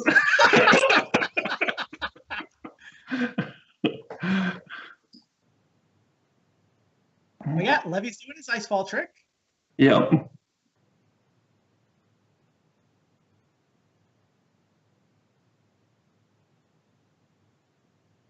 I mean, I like playing against them. I think it's fine. But I have no interest, just no interest in piloting them. Come on, this is great. Is it? That's awesome. Which is more your style of Magic? Dredge versus Lantern? Probably Dredge. I mean, I certainly have played Dredge in Vintage. I've done nothing That's resembling this Lantern deck. And I don't know. I find myself in love with, Levy has just this encyclopedic knowledge of all these crazy corner case cards that might have some synergy with a graveyard deck. Yeah, yeah. Gotta respect it. You do. And I do. And I absolutely do. All right. Well, he found a 5th land, so he doesn't have to use Gemstone Mine counters for this Icefall. All he's going to get is a Welding Jar this time, but then we just repeat. I guess it'll be a 2-turn cycle unless Levy draws another land. Yeah, I mean, Sam has a little bit of manipulation over the top of his library again, so he can like upkeep, activate Pixis, and hope to hit another Welding Jar or Shredder or something. Or yeah, he really needs to get another Cage, right? I guess that doesn't stop the Icefall. Oh, Surgical Extraction would stop. Surgical is perfect. Wow. That is the card, and we can hard cast it. Oh man! Oh, which is wow. necessary. 2 life, but he's got the Glimmer Void for the blackmail. He's got the Darkslake Shores too. That might, Surgical Extraction is able to target Icefall, and Levy is 1 mana short of responding by picking it up. So now Levy's only real out back into the game is to get a grudge, right?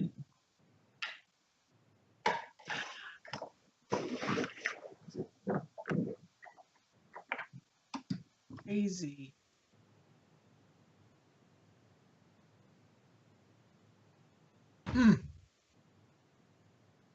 He might still have a Conflagrate in his deck. I think he has 1 Conflagrate in his deck.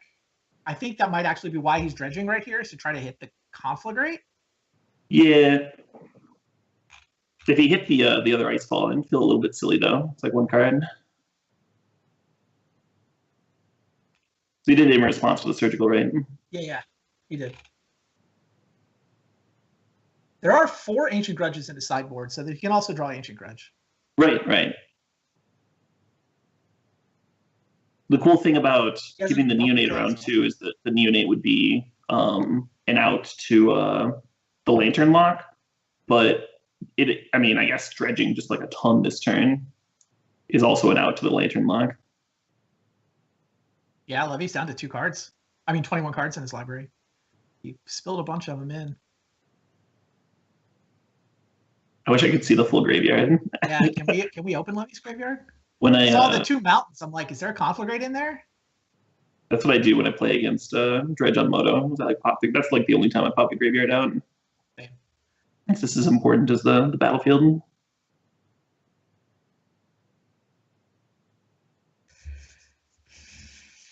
So flashing back looting is a thing. Wait, Recover triggered, so he exiled the Icefall? Is that what happened? He triggered Recover, declined to pay, and Icefall was exiled by the Recover ability. Oh, that's cute. That's cute. Amazing. That leaves the other Icefall in the graveyard or in the library. Yeah. That is amazing. And he just found it with Faceless looting. Yeah, I completely missed that line. Obviously. Wow. Levy didn't even hesitate too. Like, I saw him trigger the Neonate as a response to the Surgical, and I'm just Yeah. I was wondering what the reasoning was. He fizzled the Surgical Extraction and defended 1 copy of Icefall, which he's now found. I mean, if you see your whole deck, then that's definitely matters for sure. Very tight play. Super tight. All right, there's an Icefall in the yard. Levy no longer has a creature that he can sacrifice voluntarily. But he does have a Dark Blast that he can use to kill any of his creatures. And Sam only has the 1 Surgical, right? I'm pretty sure he only has 1. So the only way for him to deal with Icefall now would be to Codex Shredder it back, right? The Surgical. Sure. Life in the Loam to get lands. Yeah. This seems like what Levy needs. He just needs more. Keep hitting these land drops so he can do things like cast a Dark Blast, pay the Recover cost, cast Icefall. He's going to have 1, 2, 3, 4, 5. I think he's going to have 7 mana next turn. He's going to have all of that turned on. Yeah, I guess. Sometimes your dredge deck just needs to Life from the Loam for value to get to 7 mana. That's the game we're watching. Leyline of Sanctity is going to turn off Conflagrate, so Conflagrate no longer an out. but Icefall. Yeah, I think Icefall just gets to win this next turn. Icefall gets to win this next turn. Raphael Levy, you beautiful man. Yeah. I mean, I'm a big fan of Sam Black Tech too, but man, Dark This, Path, my own creature, trigger, recover. Icefall is 2 to pick up. Land drop, kill the bridge. He's got it. Yeah, it seemed way too clunky, like in the early game when he was sitting there with an Icefall in his hand and 3 land. But I mean, it kind of switched the inevitability of the matchup, right? Like there's just one surgical extraction. Right, Maybe if there were multiple surgicals or something, and then the way that he played to play around surgical was really nice too. Unbelievable. Definitely made it look really good. Raphael Levy, ladies and gentlemen. Dredge wins, Icefall defeats Lantern, and sorry to say, you guys Good are beats though. Good beats though. Yeah, no, it was good beats, and I love that attitude. Team Madison loses 2-4, so it will be International Alliance who goes 1-1 in the first 2 rounds. It will be Team Madison out of the tournament at 0-2. Good news for you guys though. It turns out R&D is not eligible to win prizes, so you win slightly more for 7th and 8th place than I had initially told you. I know that's the important part, right? A couple more drafts on the play design team. Wow, International Alliance is victorious. So that was just awesome. I mean, it doesn't really resemble Magic the way you would want to show to a new player, but it was eventually awesome. Yeah. It's eventually awesome. It was 2 great players playing very well, and the cards just interacted in super clever ways. So Yeah, and Levy. I mean, I thought both players played really well. Levy had that really cool play, saving the fizzling the surgical. I didn't even know that Recover did exile if you declined. Look, I couldn't have gotten the Recover mechanic right if I hadn't when I saw the deck list. Awesome. Well, that is going to do it for our bonus Wednesday night episode of Team Modern Super League. Come back next week when it will be Channel Fireball taking on the Play Design team. Play Design mixing up their players. It's actually going to be Dan Musser, Michael Majors, and Andrew Brown playing for them next week. The whole crew is contributing to this effort for them, and they would love to get that buy into the top 4. Neither team will be eliminated. Whoever loses will have to play against one of the big ones, maybe Pomplamoose, maybe International Alliance, for another spot at the top. So 2 awesome matches coming up, and next week in particular, I'm certainly. We will be back to our regular Tuesday night slot there. Internet's not collapsing. This has been fun. Yeah, good stuff. Good luck to everybody who is still in the tournament, of course. Yeah, it was nice having you guys. You guys were a lot of fun. It was nice hanging out with you. Yeah. We'll do it again sometime, I suspect. Sometime. All right. Thanks for watching, everybody. Come back, same time, same place, next Tuesday. I want you to lift me up so high.